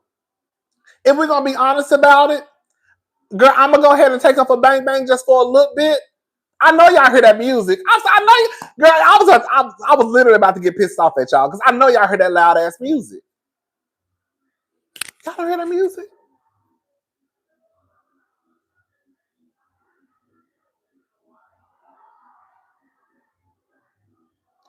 Girl, this video gonna be demonetized, girl. Oh my God. Okay, so listen. This is my thing, right? If anything, if we're gonna be honest, y'all had an alliance against Bang Bang. Don't get it twisted. Bang Bang was a mess. But I showed. Oh, and another thing too, what Porsha said didn't really make no sense to me. Porsha said that Britt told her that the newbies had an alliance at the beginning of the season. And then it was like, Phaedra's here, now we got to take it to the next level. Girl, in 10 days? I do believe there was an alliance because one, they agreed, Shamia said it. But then she was saying that when Phaedra got there, so was it against Phaedra too?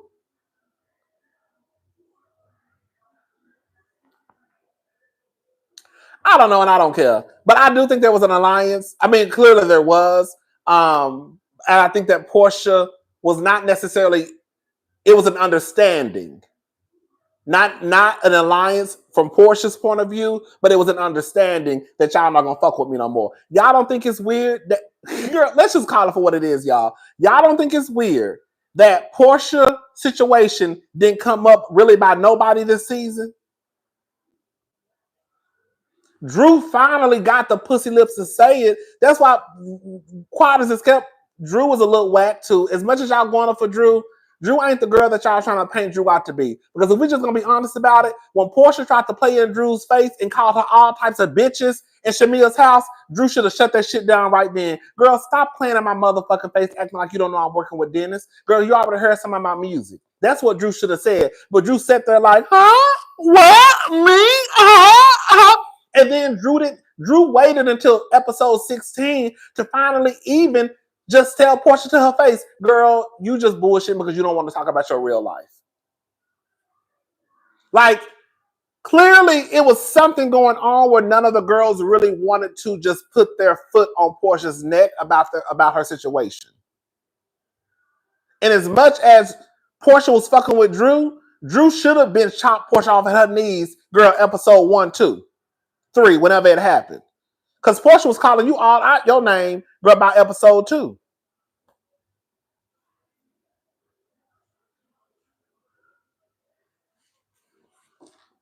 And you took it.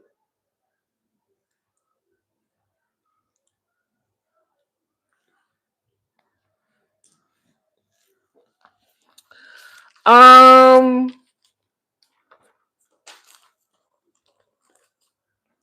Okay, girl. Here we go, girl. We about to talk about something real sensitive.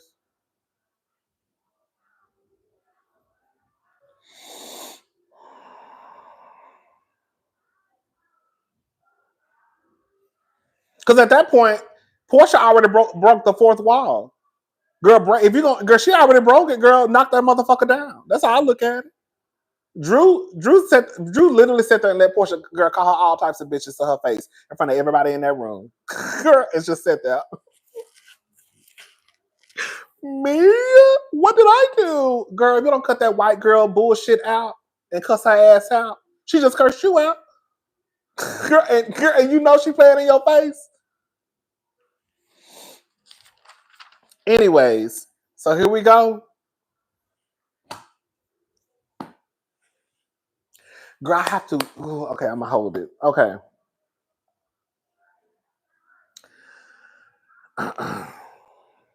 Did Kelly have a heaven baby?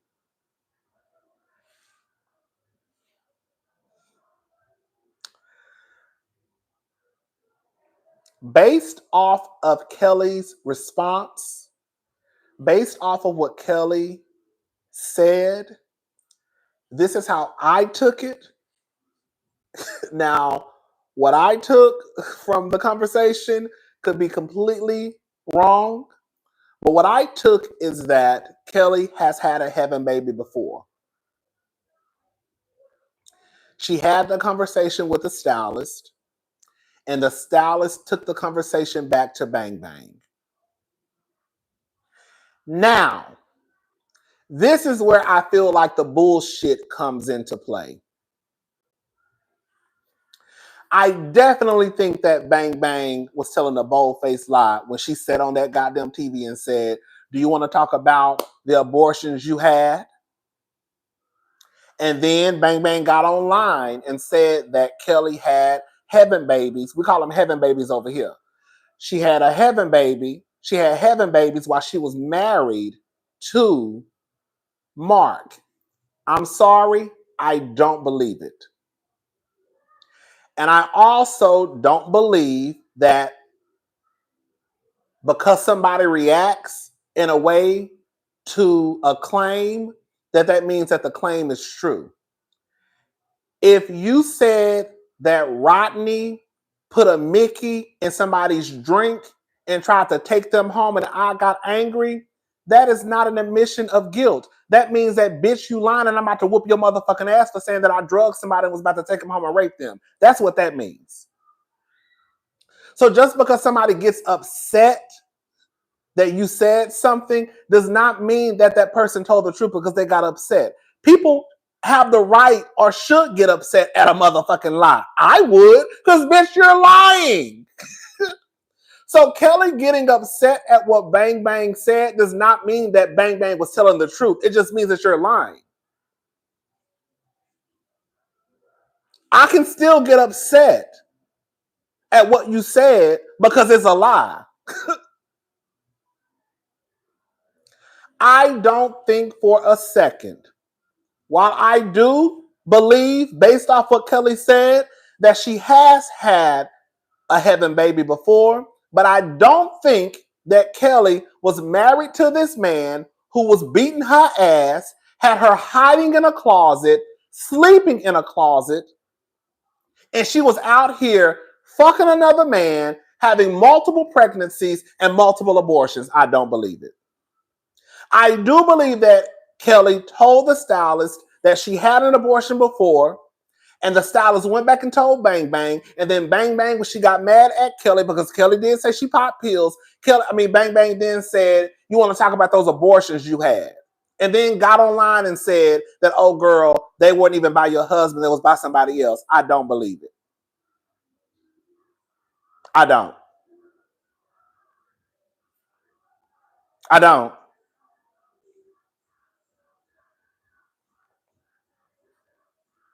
I don't.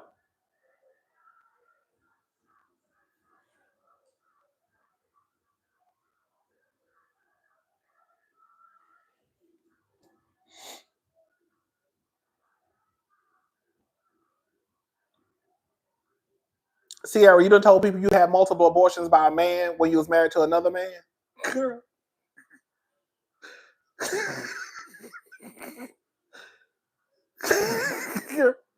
Like, this is the thing. Can I say something? We can all get drunk.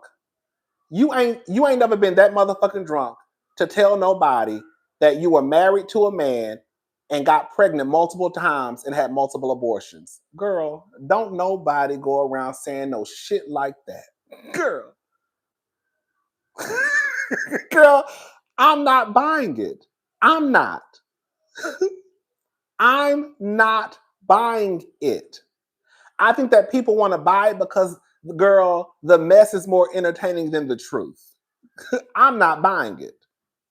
I'm not buying that Kelly was in an abusive relationship with a man who had her hiding in a closet, was knocking her head between a washer and a dryer, and at the same time, she was out here having an affair and having abortion on top of abortion on top of abortion.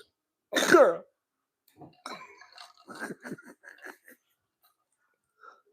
Girl. I think that Kelly had an abortion before. Yes.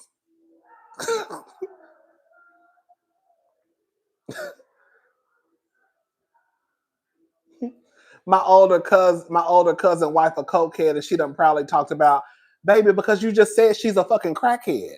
Like, my older cousin wife a cokehead, and she done probably talk about the shit she done while married. These freaks out here Rodney, because she's a crackhead.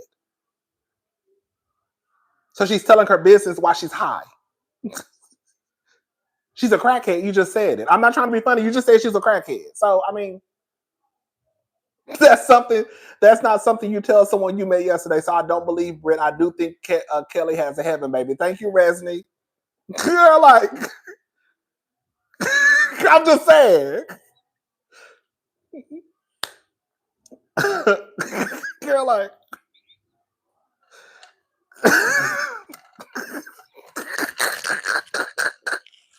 girl, but it is what it is.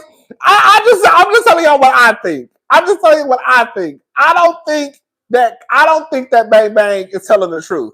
I think that Bang Bang put some sauce on it. That's what I think Bang Bang did. I do believe that Kelly has had a heaven baby. I don't believe that the heaven babies were multiple heaven babies by some man she was cheating on with her husband with. I don't believe that. I don't. And nobody gonna ever get me to believe no shit like that. I'm sorry. Yeah. Oh.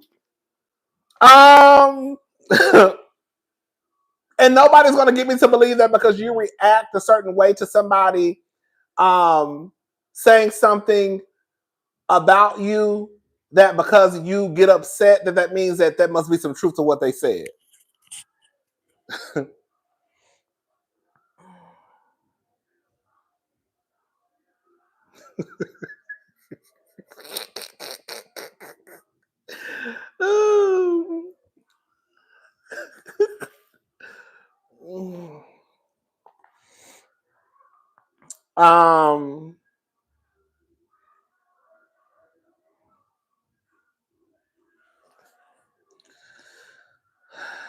Oh, is it strange that Kelly has a bodyguard? You know what I don't like? I don't like the fact that they try to act as if because Kelly didn't have a restraining order, or the restraining order could have stopped Mark, so then she wouldn't need a bodyguard. I didn't like that, because what we're not gonna do is act like women don't die every day, even with a restraining order in place. Girl, if a nigga is crazy, a restraining order ain't gonna stop shit. I don't like the fact that Porsha sat up there and tried to say that she heard that Mark basically wasn't really crazy and that Kelly was only doing this for the show. Mind you, the nigga went to jail because he threatened Kelly in front of a motherfucking judge. That's why I said, girl, y'all be trying to act like y'all girls, but y'all really don't. Because, girl, y'all will throw an ain't shit nigga into a bitch face in a heartbeat. You're not gonna sit here and tell me that just because I didn't take out a restraining order or I should have took out a restraining order that means something. Because women die every day with a restraining order in place. And for Porsha to sit up there talking about, oh well, Mark, from what they said, Mark said that it wasn't even true. Girl, he went to jail because he threatened Kelly in front of a motherfucking judge.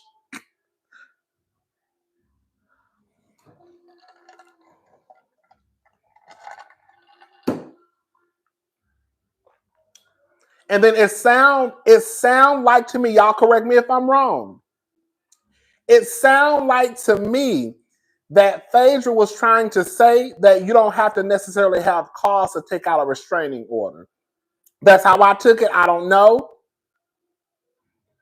There have been women out there who have been denied restraining orders. I don't know about the state of Georgia. I don't know about all the states. But I do know for a fact there are people out there who have tried to get restraining orders and they have been denied. You just can't go and just say, I want to take out a restraining order just because. Like, it's going to happen. You know what I'm saying? Like, what?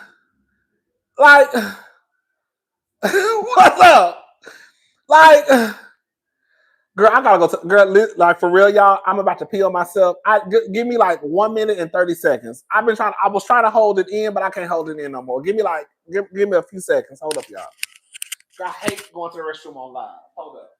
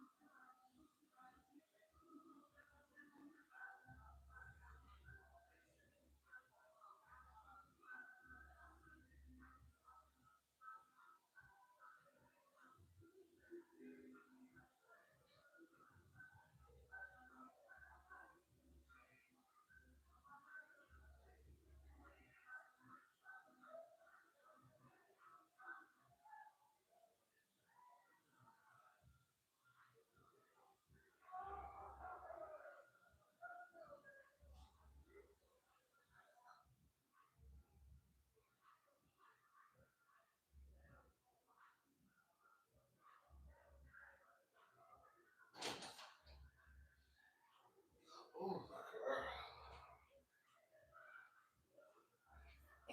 I'm so sorry, y'all. I was about to pee on myself, girl. I was trying to hold it. I do not like going to the restroom on live. Most of the time when I end the live, it's more than likely I have to go to the restroom.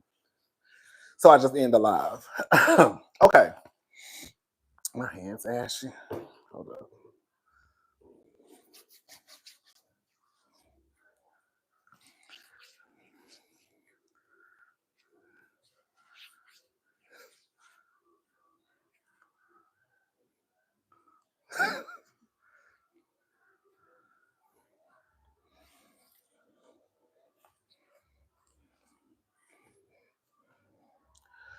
Okay. Oh, did y'all hear? So basically, they start to get into Kelly's finances. I think they were talking about the new restaurant. Kelly wasn't paying the bills on the new restaurant.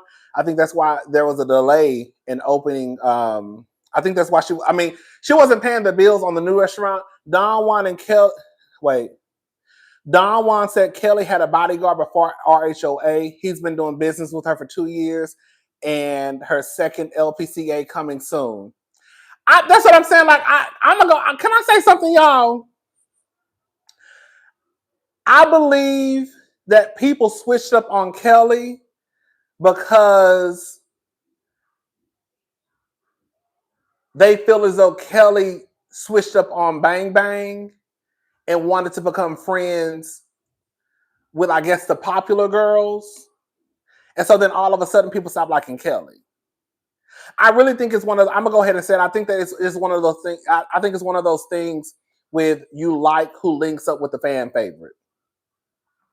Because even though I think Drew had a cool season, now all of a sudden y'all the biggest Drew fans. Drew been on this motherfucking show for 3 or 4 seasons. Now out the blue, y'all think Drew is the biggest fan. No, Drew linked up with Angela and y'all like Angela, so therefore y'all like Drew. Because all of a sudden, it's kind of like Shamia. Shamia been on this show before. Shamia come on the show, now all of a sudden Shamia got all these fans. Drew been a housewife for about 3, 4 seasons. Now all of a sudden everybody love Drew. No, y'all like Angela. And because y'all like Angela and Drew has linked up with the fan favorite, now we like Drew too. But the fact of the matter is nobody was talking about Drew or Ralph's storyline like that. I don't remember the hashtag RHOA being just filled with the storyline of Drew and Ralph. Nobody was paying attention to Drew and Ralph like that at the beginning of the season.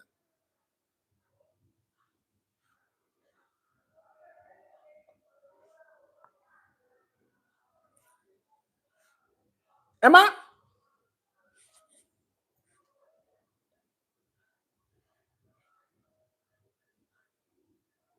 This is what I remember people saying, that Drew was a liar.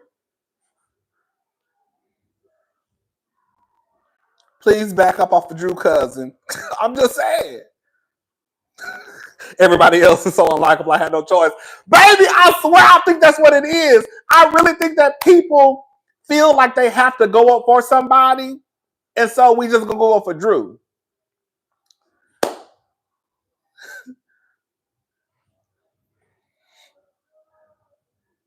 They be lying.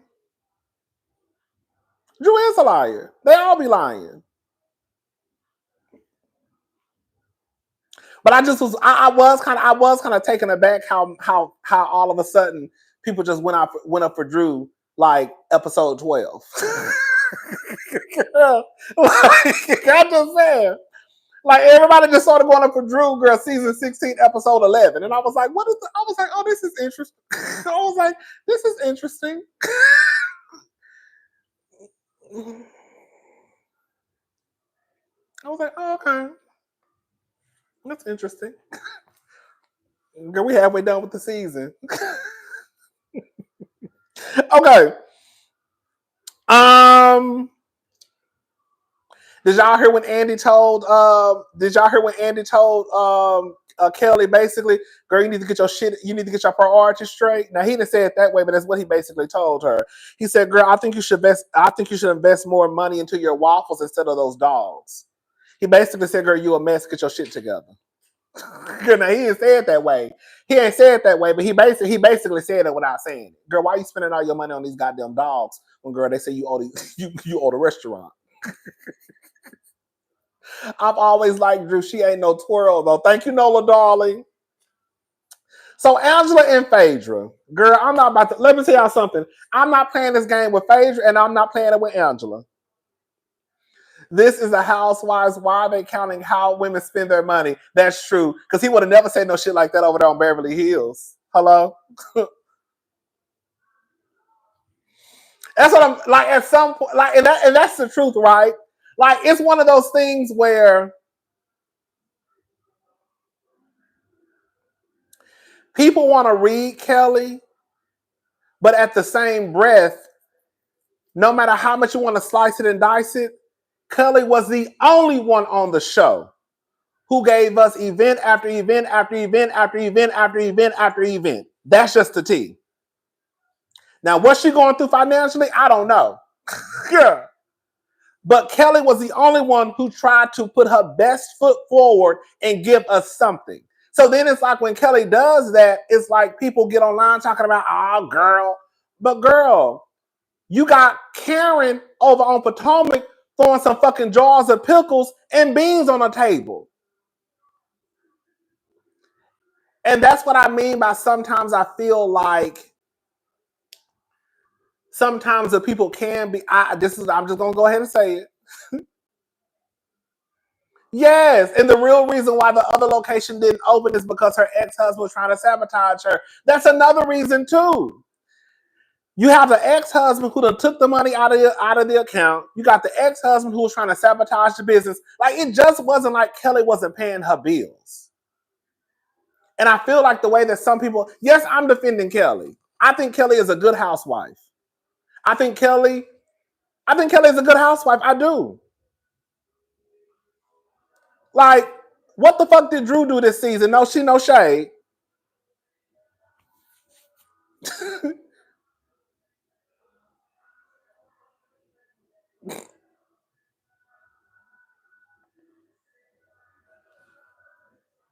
It's like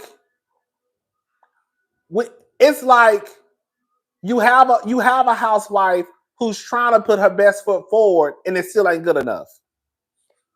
And that's what I mean by sometimes, I'm just gonna go ahead and say it. I think sometimes we can be a little bit harder on the black housewives than the white housewives. Like, girl, we watched the show for the girls to spend money and give us events and all this stuff. And then when they do, it's like, oh girl.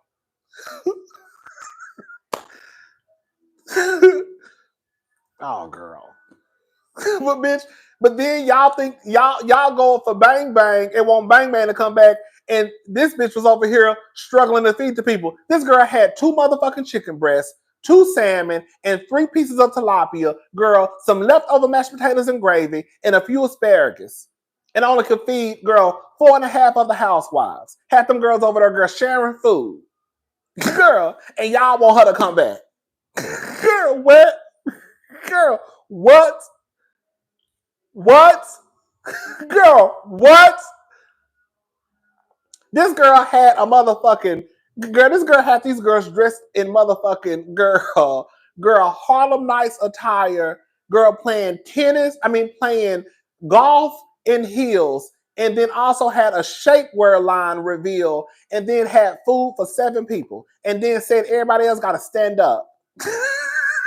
Girl, and y'all want her to come back to the show. But then in the same breath, y'all also turn around and talk about how we ain't got no good housewives. Girl, you wanting Bang Bang to come back to the show and then complaining next season why we don't have any good housewives because you want Bang Bang on the motherfucking show. Somebody who can't even feed everybody in the goddamn room. Either we want good housewives or either we don't.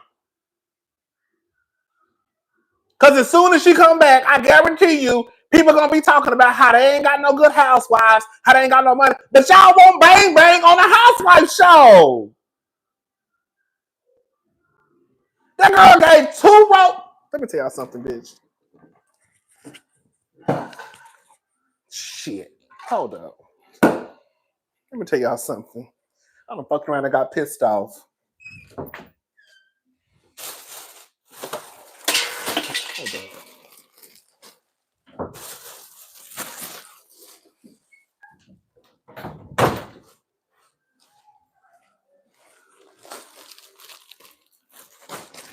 This bitch gave girl, I got more toilettisha. This girl gave 3 motherfucking rows of Charmin 2-ply 12-roll toilet tissue.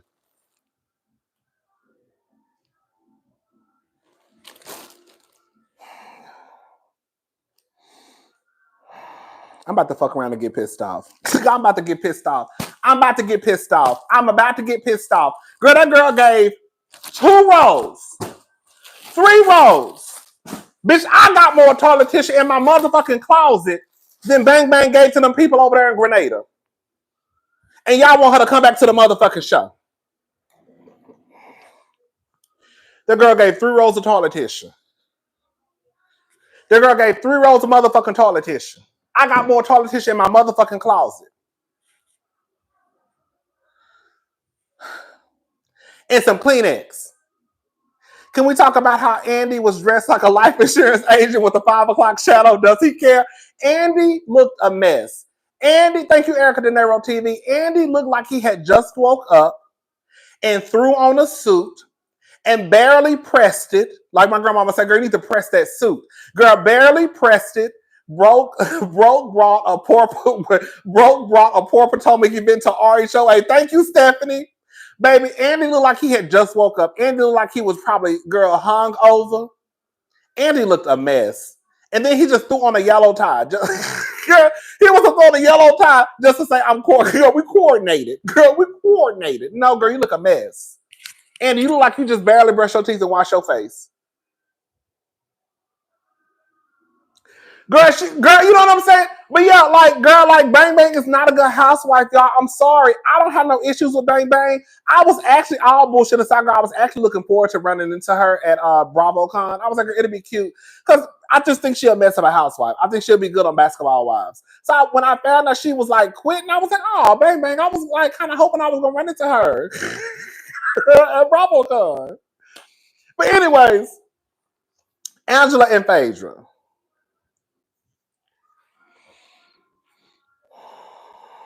Angela and Phaedra. I'm sorry, y'all. Those receipts that Angela had, I know that's y'all girl, but those receipts that Angela had was a flop. Girl, you went and got some yearbook from 1973, took some photocopies, and brought them to the reunion and tried to draw a parallel because, girl, so-and-so is related to so-and-so. All I'm saying is that didn't prove nothing to me. I'm gonna be honest with y'all. I really don't know what to think about the whole Phaedra, that stunt queen, Charles. I don't know. I really don't. Y'all know I don't mind saying I think Phaedra did some shit. I don't know. And for me to say this, girl, y'all know for me to say this, girl, because anytime I get a chance to pin her ass to the motherfucking wall, I am. I don't know. I don't know if Phaedra has something to do with it. I honestly don't. I don't put nothing past Phaedra. But I don't know if I believe it because Angela then says that the boy started to just pin it on everybody else. Well, I was like Andy. Well, if he tried to pin it on Kelly and everybody else, then what makes you think he's telling the truth about Phaedra? Or is it that once he said Phaedra, you just said, okay, it's Phaedra? Does that make sense what I'm saying? So I really don't know who to believe. I don't. Those receipts, girl, those are not no receipts, girl. To me, it wasn't. Girl, those just photocopies of a motherfucking yearbook that says that girl so and so knew so and so and so and so knew so and so. Okay, girl. You're like, that don't mean shit to me. You said that the stunt queen said that it was Kelly, and he, I guess, went down a list. So if he lied on them, then what makes you think that he's not lying on Phaedra too? I hate that I'm even down here defending Phaedra. But what makes you think, but we got to be honest and fair. If he said it was Kelly, and if we're gonna be honest about it, girl, Kelly probably has more of a reason to do some fucked up shit like that before Phaedra. Because Kelly was the one over there talking about, what about that baby though? And girl over there with them stunt queens, girl having a toast with him. Now she did kick him out once she heard what he said, but it's not like, girl, Kelly didn't walk her ass over there to have a toast. But also, we're not gonna act like Phaedra hasn't come in, girl, dropping little seeds about Angela and Charles.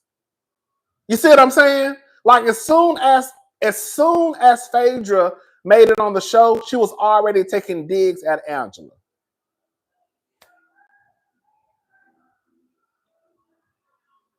Was she taking digs at Angela? I know she was talking about the girls. But I'm gonna tell y'all this though, baby. I ain't gonna lie, Angela did kind of fuck it up though when she said this.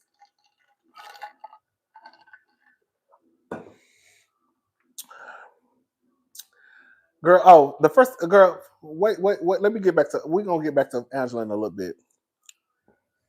Girl, when Angela said you trying to secure your spot, and then Phaedra said, secure my spot, I have a guaranteed contract. Girl, that's why y'all.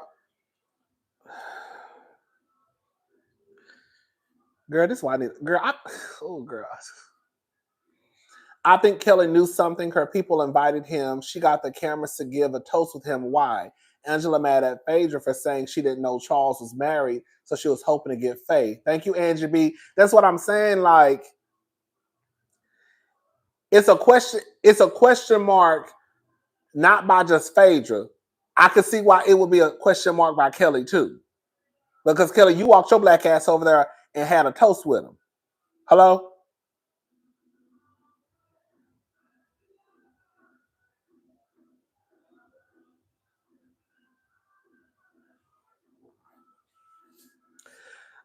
Phaedra fucking somebody at NBC Universal. Okay, let me not say that, girl. This ain't Patreon. I mean Patreon, yeah. Girl, for Phaedra to girl, how does Phaedra I don't know. When Phaedra says, "What about those foreclosures?" That made me know she was investigating Angela, so it made me side eye her. I'm glad you brought that up. Thank you, Resney. But see, Phaedra didn't make it no better either. That's why I said I'm conflicted. Because, girl, if you've been on the show for 10 days, because Phaedra gonna let us know she only shot for 10 days. So if you've been on the show for 10 days, you mean to tell me within 10 days, you already know about Angela's foreclosures? Girl, no, you done did some digging. Or you got some dirt on Angela. Girl, be very clear.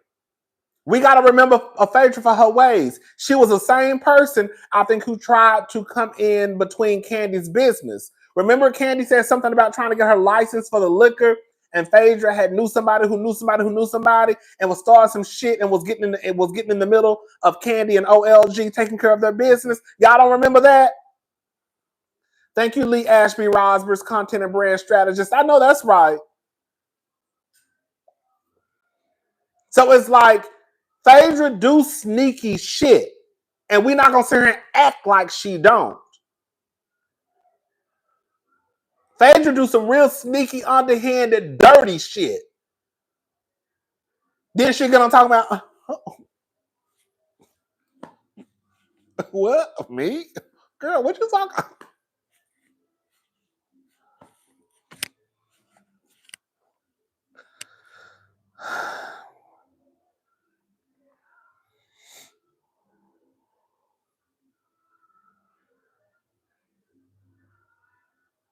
Then she just come back making faces. So that's why it's like I don't know who to believe, because I don't believe that stunt queen because he's a stunt queen, and I don't know because Phaedra is a liar and girl, you a liar too. So it's like who lying? I don't know.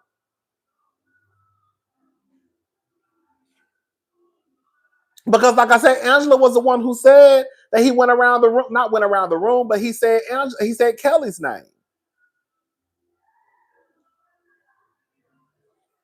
I don't know.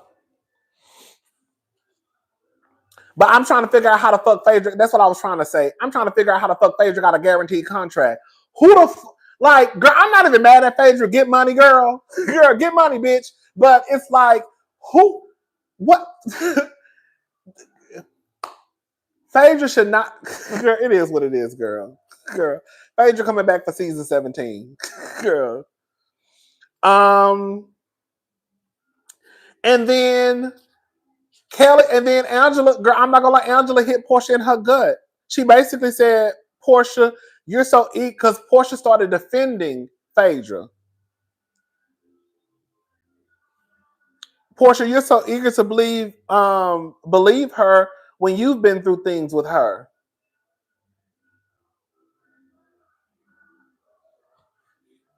Porsha, you sound stupid as hell. I'm gonna go ahead and say it. Porsha sounds like a fucking idiot because Porsha was just down to the internet the other day saying that Phaedra told her a lie. We talked about it in Hot Topics. Girl, Porsha even posted her response to her Instagram story because I went to Porsha's Instagram story and saw that she posted it. Phaedra was doing an interview and she was basically trying to backpedal and pussy pop about the whole Candy Todd situation. And then Porsha got in the comment section saying, girl, you told me the lie. And then screenshot it and put it in her story. So it just like, girl, you was just, and I know the reunion was shot already before Phaedra did the interview, but girl, you already know how Phaedra get down, and you still defending Phaedra. Girl, you just shut the fuck up and let Phaedra do what it do. It ain't no way in hell. It ain't no way in hell that if I thought that Phaedra had did to me what they alleged that she did to, that she alleged that she did to Porsha, girl, I would be sitting on stage trying to defend Porsha. Girl, I would have been sitting there with my motherfucking legs crossed. I don't have nothing to say. Girl, she can handle it. That's between her and Angela. Why do you feel the need to speak up and defend Phaedra? Phaedra can speak up for her motherfucking self.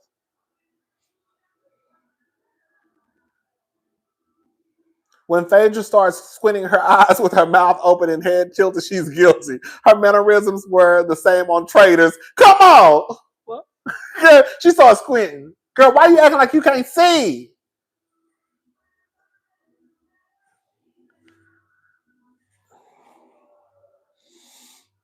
Like, and that, the same way Shamia is a lapdog for Porsha, Porsha is a lapdog for Phaedra. Because they both willing to look stupid. Girl, Shamia willing to look stupid over Porsha, and Porsha willing to look stupid over Phaedra. Because ain't no way in hell, girl, Phaedra would have did what she did to me, and I'm still finding it somewhere in my soul to try to defend her. I ain't got shit to say. Because I found out when everybody else found out. She can talk about it. That's between her, Angela, and that queen. I don't have nothing to do with it. Hello?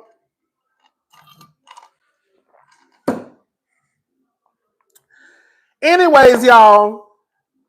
And then it went off from there. Okay, that was it, y'all, girl. I'm tired. Yeah, that was the reunion. That was part one. It was okay.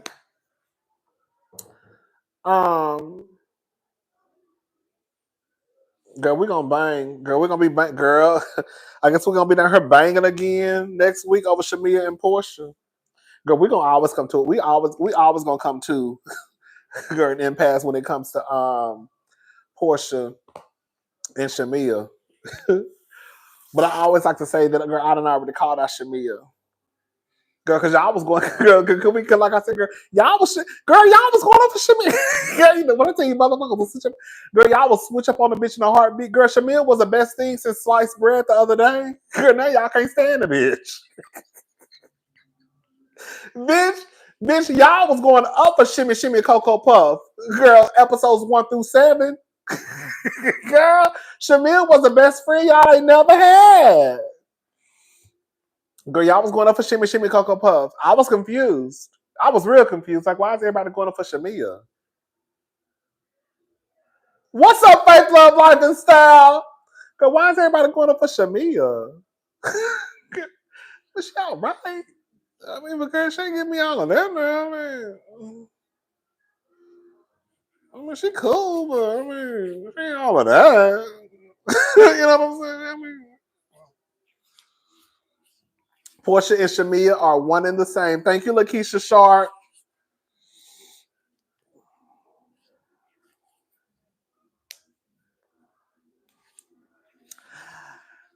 I do believe, I don't know if I necessarily, I'm just gonna go ahead and say it. I'm gonna go ahead and say it.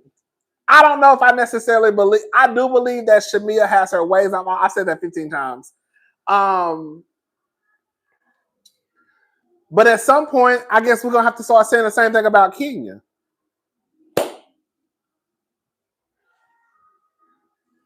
Rodney, we're allowed to change our minds when we get new information. Growth. I know that's right, Stephanie. I know that's right. That's true. That's true. Because, baby, the way that Shamia and Candy were down to the Instagram the other day, liking that post about Ebony Electra put up, are we gonna start saying that Kenya? I mean, well, girl, you hang out with Candy and Shamia, so well, Candy, so.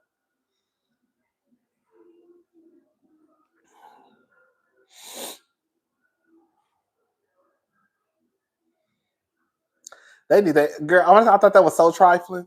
Shamia was Shamia. Let me say something. Shamia, and Candy liking that post. I'm not changing my mind because at the end of the day, if we start to go down this road by saying that what's God's will is God's will, then the truth of the matter is we don't even need to have a court of law. We could just let people go around and act a fool because, girl, it's what God says at the end of the day. Girl. And I'm going to go ahead and say it. For Shamia to be liking a post after she knew and saw Puff Daddy beating the dog fuck out of Cassie in that hotel hallway, she knows how it feels for people to not believe you when you say stuff about domestic violence. Because she was the same one this season on that fucking bus who was crying, who said that she had just received a phone call from a woman who did not believe her when she came out with her story. You see what I'm saying? So if we start going around liking posts about, oh, the person who allegedly abused Shamia, talking about, well, girl, it was God's will. If it was meant for him to be in jail, he would be in jail after you done told us he knocked you out your motherfucking heels. And you set your black ass on that goddamn bus crying, talking about how a woman called you out of the blue saying that she believed you because she didn't believe you at first. So for her to then turn around and like a post, it's some nasty work. That's some nasty work. Because you know how it feels for people not to believe you because your ass was just down to the Real Housewives of Atlanta crying in front of the camera. Talking about an unexpected phone call your ass received from a woman who said she didn't believe your ass got knocked upside your fucking head. But then you turn around and like some shit from Ebony Electra talking about if it's God's will. That's what I be talking about. If it was God's will when he took her out her shoes. Girl, that's all I'm saying. If y'all start to want to go down this road of if it's God's will, I just think it's a slippery slope. I just think it's a slippery slope. If we're going to all start talking about it's God's will, all right? It could be God's will.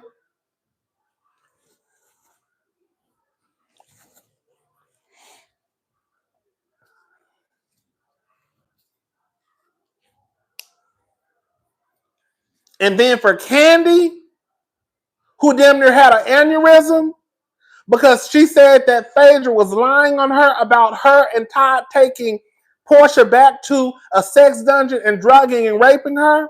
What if we got online talking about, well, girl, if it was God's will for Phaedra to be in jail, she would be. She ain't in jail, so it is what it is. We're going to like the comments. Girl.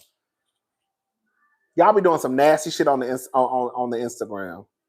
And the gag is, it be people who be going through the same shit who will then turn around and deny somebody else's experience or, you know, not standing their shit. Because the truth of the matter is, if Candy and Shamia really believed in what they were saying or liking the post, they would have went back and unliked it. Stand in your shit.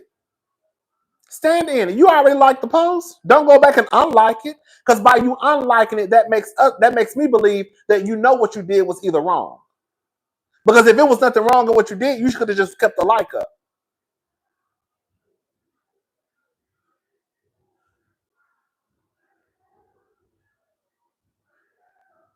Girl, these girls are out here having a full-blown party on a Monday night.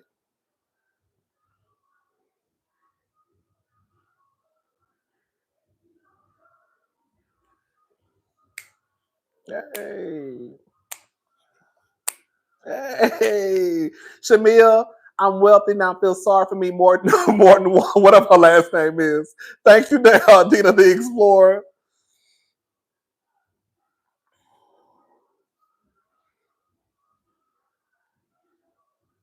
Right, that's all I'm saying. The backlash shook them, but stand in your shit if you really. That's all I'm saying. Stand in it. You done already liked it. I just think it's some nasty work for people to do shit like that. I do.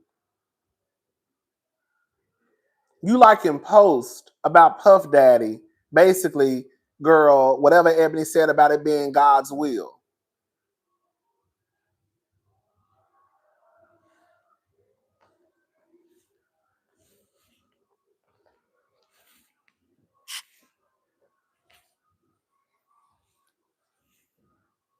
I don't like shit like that. I don't. I don't. I don't. Because Shamia was the first one on TV crying. Girl, you just did a PSA a few seasons ago with Kenya, talking about your experience with domestic violence. And even though he was in charge with a RICO, girl, that does not mean that he is not a horrible person. Girl, him beating the shit out of Cassie should have been enough for you to even ignore that fucking post.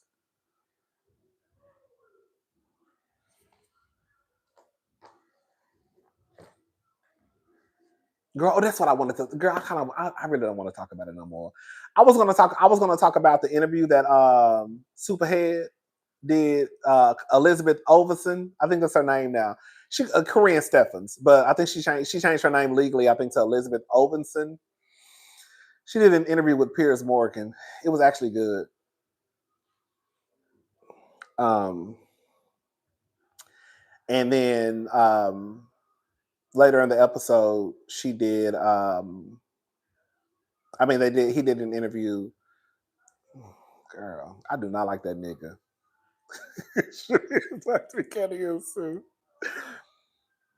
Is Shamia whack to me? I don't go off Shamia, but I don't dislike Shamia. Shamia is just there. I'm definitely gonna always continue to clock Shamia for her fucking trifling ass ways. Cause that shit that she pulled online the other day, that really rubbed me the wrong way. It really did. It rubbed me the wrong way because I know what Shamia has told us. I'm not saying that it would be okay if Shamia hadn't been through anything, but the fact that she told us what she's been through, I think that's what it makes it. It's like, damn, girl. Like, you was the main one just telling us, you know?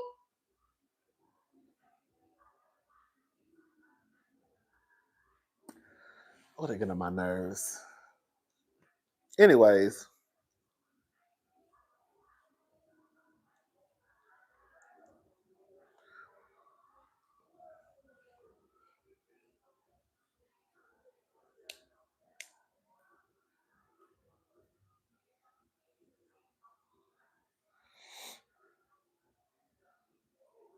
She is a follower. That's one thing I don't like.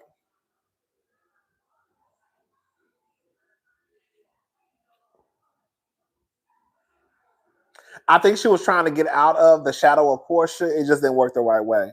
But yeah, Corinne Stephens, she did an interview with I was about to say Vlad with Piers Morgan. It was cute. And then it was Tony Busby and then Vlad, and then it was a black lady who did like the second part. It was cute. It's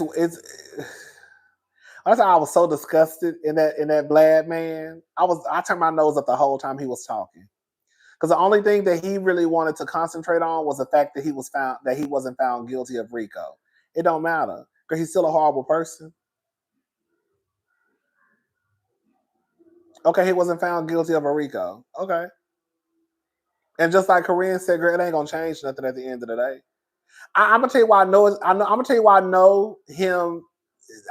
It's not gonna change anything because people were excited, even though they know what they know, they seen what they seen. He was still found guilty on 2 of the charges. People were still excited because at least he didn't get a RICO.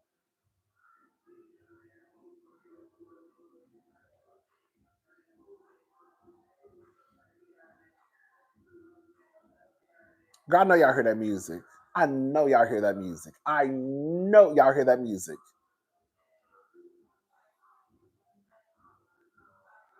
Oh, and that's what, girl. I'm not gonna lie. That's why, girl. I'm with you on that one, Diva. That's why I don't see it for Shamia never be the flunky of the village idiot. Girl, that's what I'm saying. And that's the thing that I look at Shamia crazy. Like, girl, you really like, girl, how you the flunky? How you the it's like when you the flunky to Teresa Judice. Girl, like, girl, what? Girl, you the flunky to Porsha? You the girl like girl. At least be the flunky to Candy. Girl, you know what I'm saying, bitch? Yeah, to anybody, you know what I'm saying? Girl, don't be a flunky at all, though. Shit. But anyways, y'all. Girl.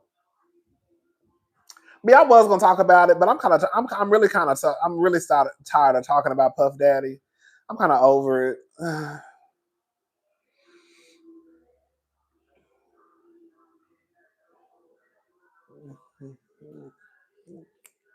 Bend it over. Hey, hey. Come on, bitch. Hey.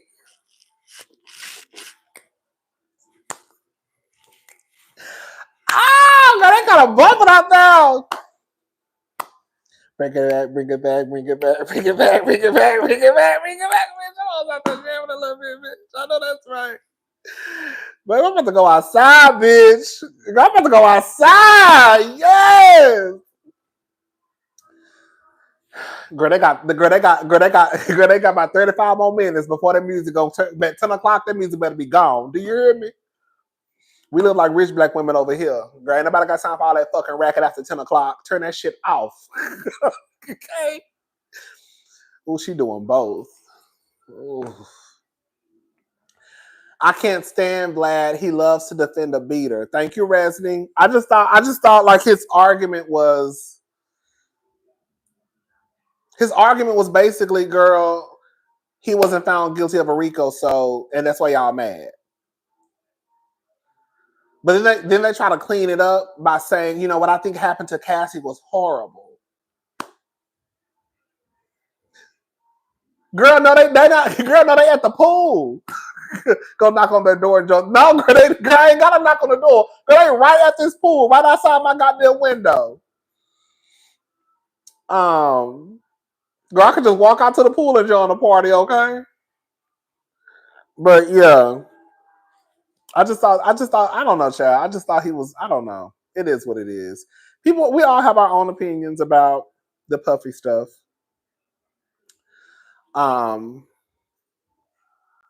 It is what it is, girl. He probably gonna get out. Girl, come October, that motherfucker gonna be out of jail, causing more chaos and confusion.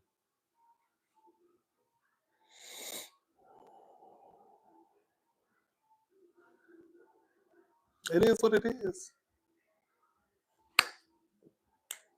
Come on, bitch.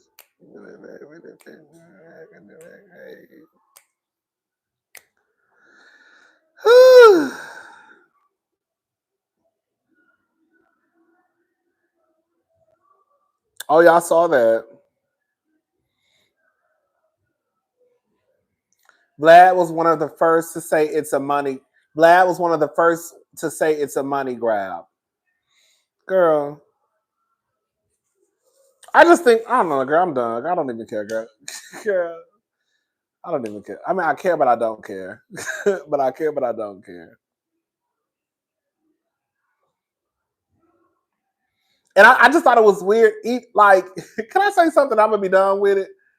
I'm gonna say it. I'm gonna be done with it. I even think it's weird that he was trying to push the talking point that because Cassie said that she liked it, then that means something. Let me just say something. Let me break this down for the girls and boys who may not know how this works.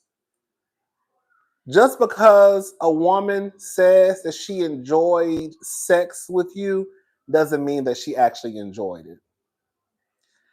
There are women out there who will lay down with a man and won't even receive pleasure from him.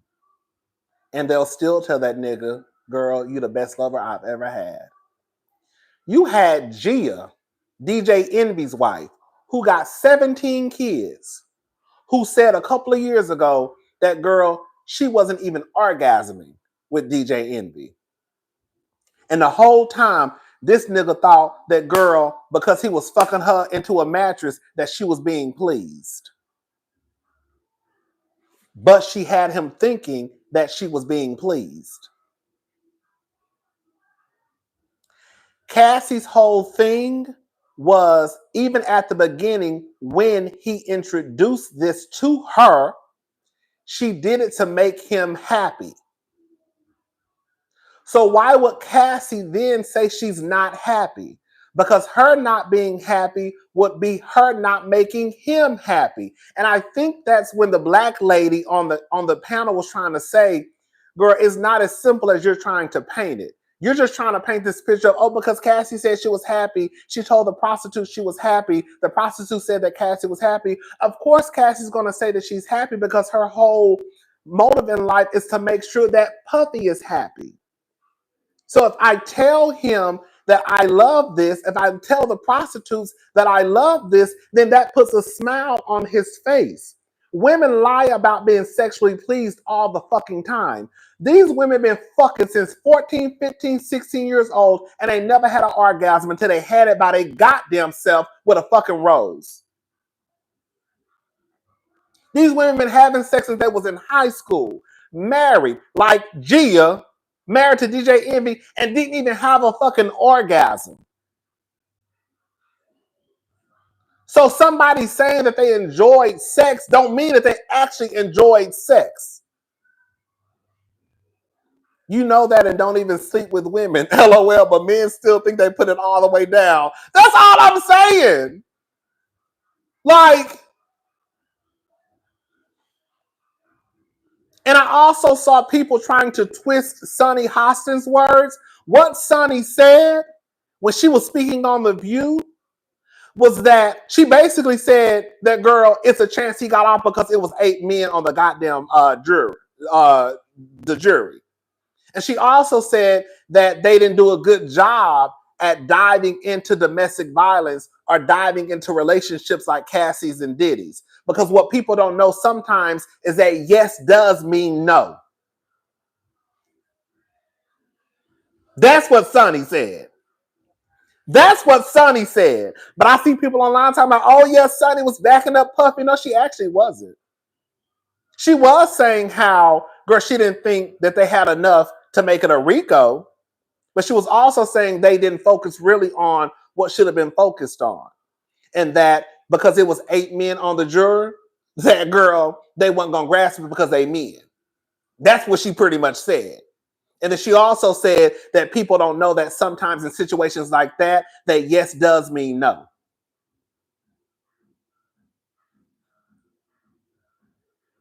Like I was trying to tell y'all before, that just because somebody says yes does not mean they want to do it. Because some of y'all know shade, girl, no shade. Some of y'all will fuck another woman, have a threesome with your man because it makes your man happy. Do you necessarily want to do it? Not really, but you did it anyways. That's the conversation that y'all ain't ready for. So don't act like you don't know that yes means no sometimes.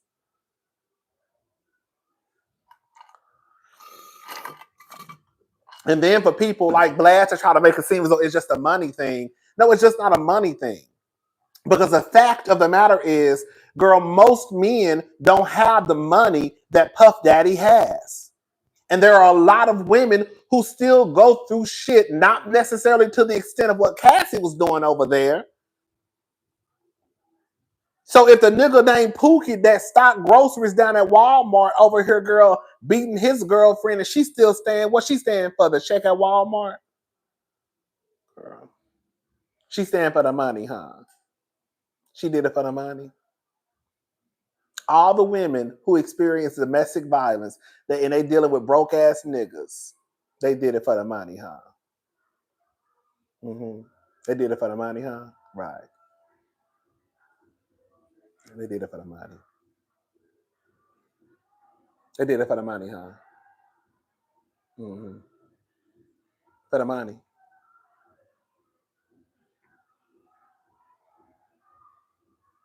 Mm-hmm. For the money. Mm.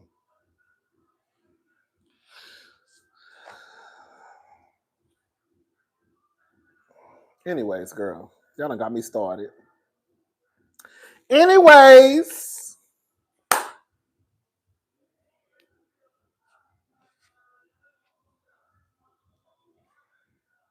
right.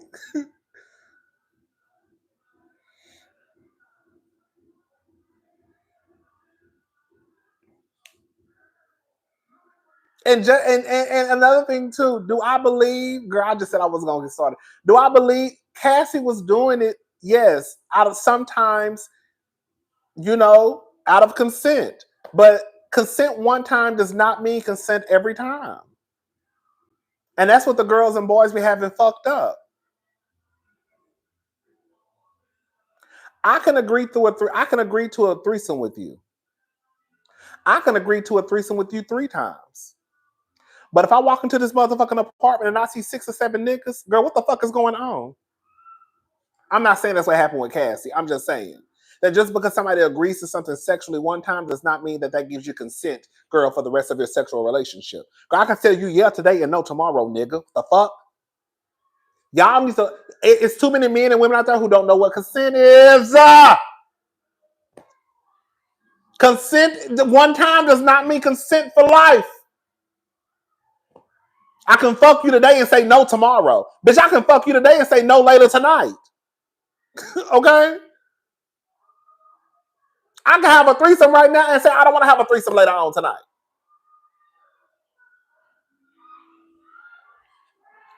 Girl, they'll get. I know y'all heard the motherfuckers out there. Y'all don't hear that? I know y'all hear that noise. But okay, you can take away consent during if we're just gonna be honest about it. You do know that, like in the middle of sex, if a person says no, no means no. It doesn't matter if girl y'all have been fucking and sucking for 3 hours prior. If the person says no, I know y'all hear them. Girl, I'm gonna act like a white lady in about 27 minutes. I'm acting like a white lady. Bitch, let that know I still be going on at 10 o'clock. And see how fast I call security.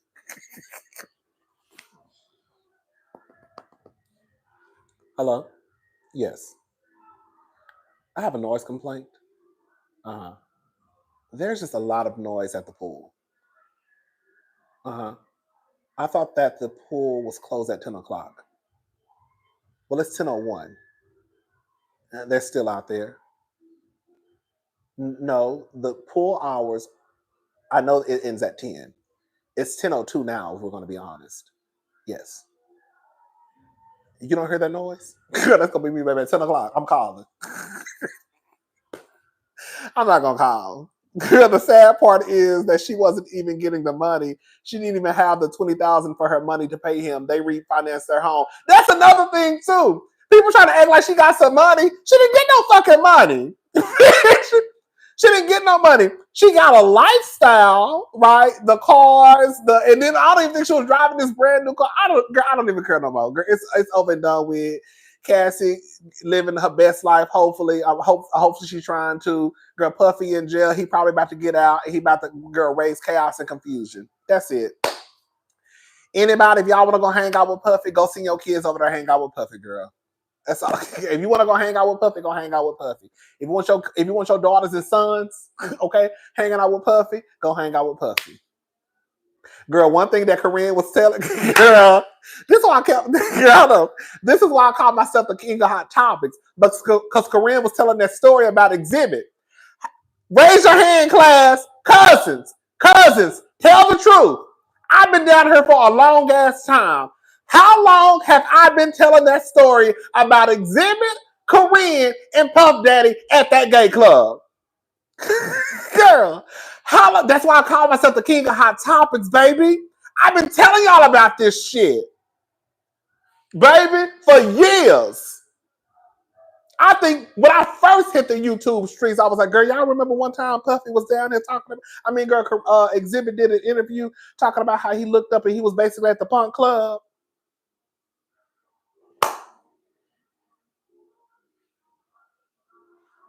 Guys, I'm trying to tell y'all. I'm trying to tell y'all this here. Girl, I've been keeping. Let me tell you something. I've been keeping up with the mess for a long ass time. I've been keeping up with the mess for a long ass time. Bitch, I was in the mess when we had XGs, baby. Do you hear me? See, some of y'all don't know about XGs. Huh.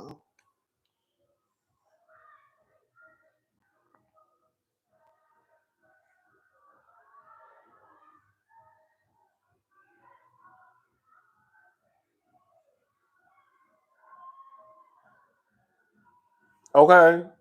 Anyways, y'all, it's time for me to go. Girl, I'm about to watch Sex in the City again, and just like that.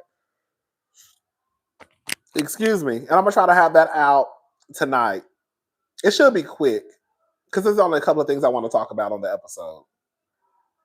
All right, y'all. Thank y'all so much for watching. I had such a good time down here tussling with y'all. Girl, please, can I say something before we leave? Please don't think I'm Team Shamia. I'm not Team Shamia. Okay? I'm just saying when it comes to Shamia and Porsha, I don't think Shamia is bad as Porsha. I don't care what none of y'all say. But outside of that, we could definitely drag Shamia. But girl, when it comes to Porsha and Shamia, girl, y'all lose me. And I lose y'all. And that's okay.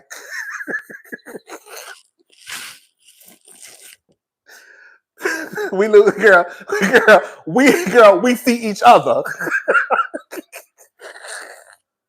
But I am not Team Shamia. Please do not think I'm Team Shamia. Baby, I'm Team Twirl. That's the only team I am. Please don't ever think, because I'm defending people, that means I'm Team them. I ain't no Team Shimmy Cocoa Puffs at all.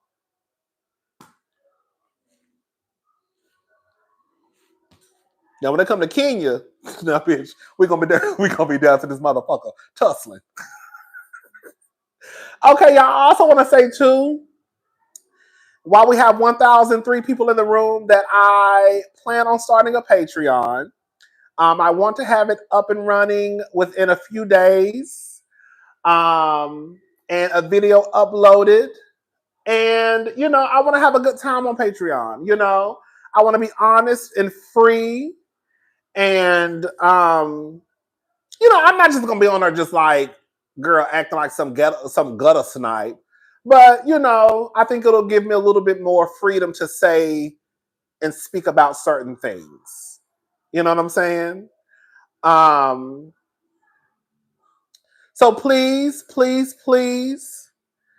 I have a topic that I want to start out talking with, but I don't know if it's too late. It's something that happened last week. That I just want to give my opinion on. I'll just give you a little hint if I decide to make it. I'm not going to give a hint because I don't know how I want to talk about it. But yeah, I have something that I want to talk about that I've been wanting to give my opinion on since it happened. And we may kick it we may kick it off with that. I'll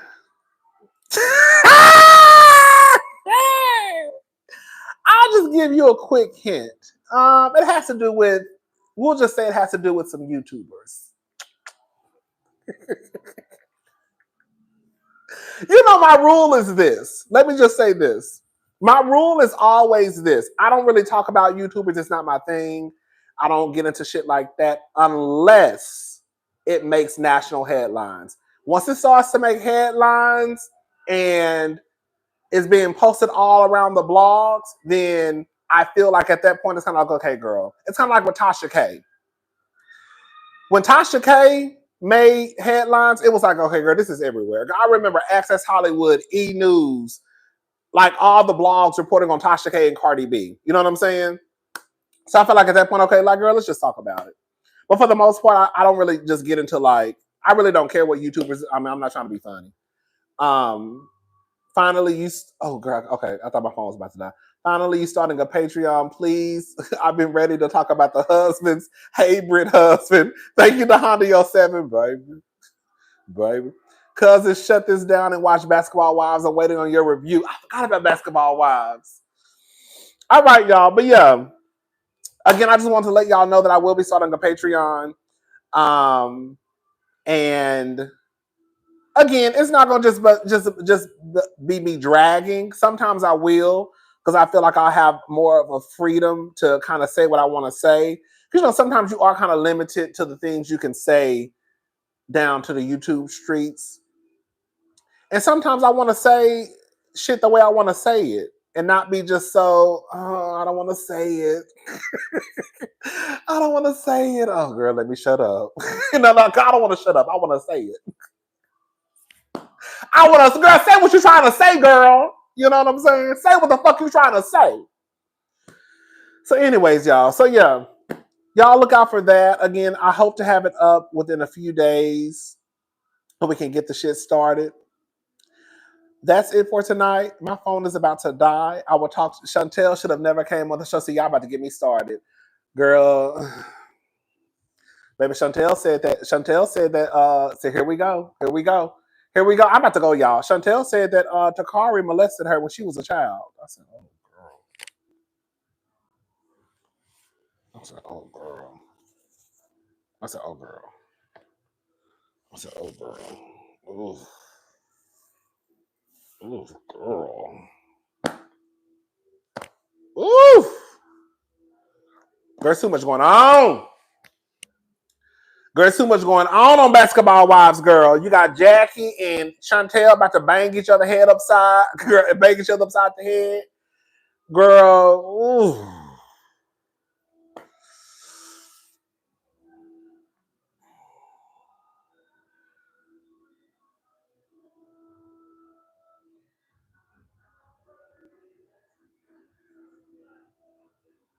I do believe Jackie is an ain't shit mama, though. I don't care about Chantel attacking Jackie either. That's the thing. Like, I don't care. I don't like the fact. I don't like the way it's necessarily going, but I don't care that, because like I feel like Jackie really, it wasn't a good mama. I'm sorry, I just feel that way. So whatever Chantel got for Jackie, she got for Jackie. But I feel like the way Chantel going about it is kind of like, oh, Chantel, girl. Like instead of like, I don't like that Chantel should just Chantel should be beefing with her mama on her own. Girl, you might not want to admit it, but you are impressionable. Girl, you're literally sitting with Evelyn Lozada. And now you mad because Evelyn calling Denise trying to get some tea on you. Girl, Evelyn was never your friend. Girl, you are always just a piece in the game. Girl, yeah, I'm still gonna do YouTube. Girl, I ain't never gonna stop doing YouTube, girl. Y'all gonna have to stop watching my channel. They're gonna take me off of this motherfucker. Hell yeah. Oh, baby, I'm not that girl. Girl, we're gonna forever be down to YouTube as long as y'all keep watching. Girl, she ain't going nowhere. Okay, we still gonna do reviews. Let me say this though. Everything that I have been doing on YouTube is gonna remain the same. It's just that when I start my Patreon, there are certain things that I may not want to talk about on YouTube that I will talk about on Patreon, or I may give you more of an unfiltered version on Patreon. But I'm not gonna stop reviewing my shows. I'm not gonna stop doing hot topics, girl. Whatever we got going on YouTube is gonna stay on YouTube. Okay, girl. Okay, okay. But yeah, I just don't like the fact that Evelyn Chantel, you look like an idiot because you're literally sitting in front of Evelyn, and Evelyn low-key calling around to Denise trying to find dirt on you. And you was just in this lady's face. That's why Jackie is right when she says you're impressionable, because you are. I wish that Chantel would have came in. This is gonna sound real fucked up what I'm about to say. If Chantel, I'm not gonna say I wish. If Chantel would have come in, Jackie might not be shit, but nothing she's done on this show has warranted Chantel's behavior. Thank you, Miss Cargill. I just wish that Chantel would have came in with the smoke for Jackie and told them other ones, girl, don't say nothing to my mama. Don't say nothing to me. Girl, this is between me and my mama. You see what I'm trying to say? Like, if you want to come on to the show with smoke for Jackie until the end of the season, that's fine. But girl, you letting Evelyn low-key play in your face. And now you got egg on your face because now you found out that Evelyn been calling around trying to find dirt on you. Well, girl, I could have told you from the get-go, Evelyn don't give a fuck about you, Chantel.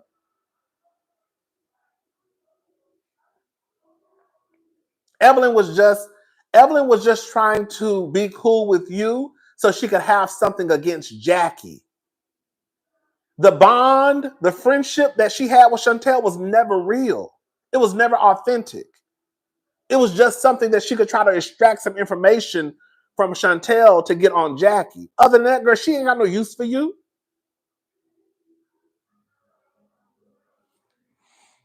That's why she should have just came on whatever she had with Jackie, swinging on Jackie, but let them know, baby, don't say nothing to my motherfucking mama.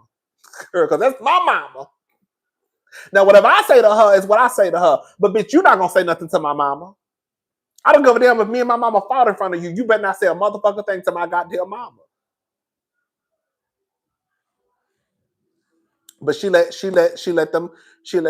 Evelyn, especially Evelyn, play in her face. Just like Brittany. Girl, you really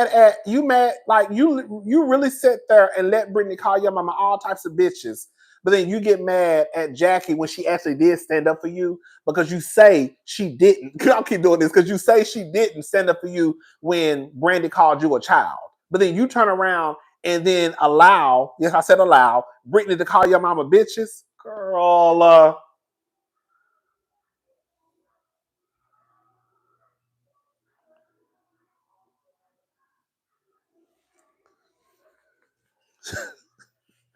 Chantel can go. Chantel can go.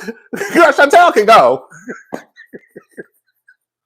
All right, y'all. I'm gone. This phone is about to die. I need to call my sister. She called me when I was on live. So I'm about to go. I need to go. Yeah, I need to call my sister because she might be asleep. Girl, she got to work in the morning. All right, y'all. I'll talk to y'all later. Y'all have a good night. Bye, y'all.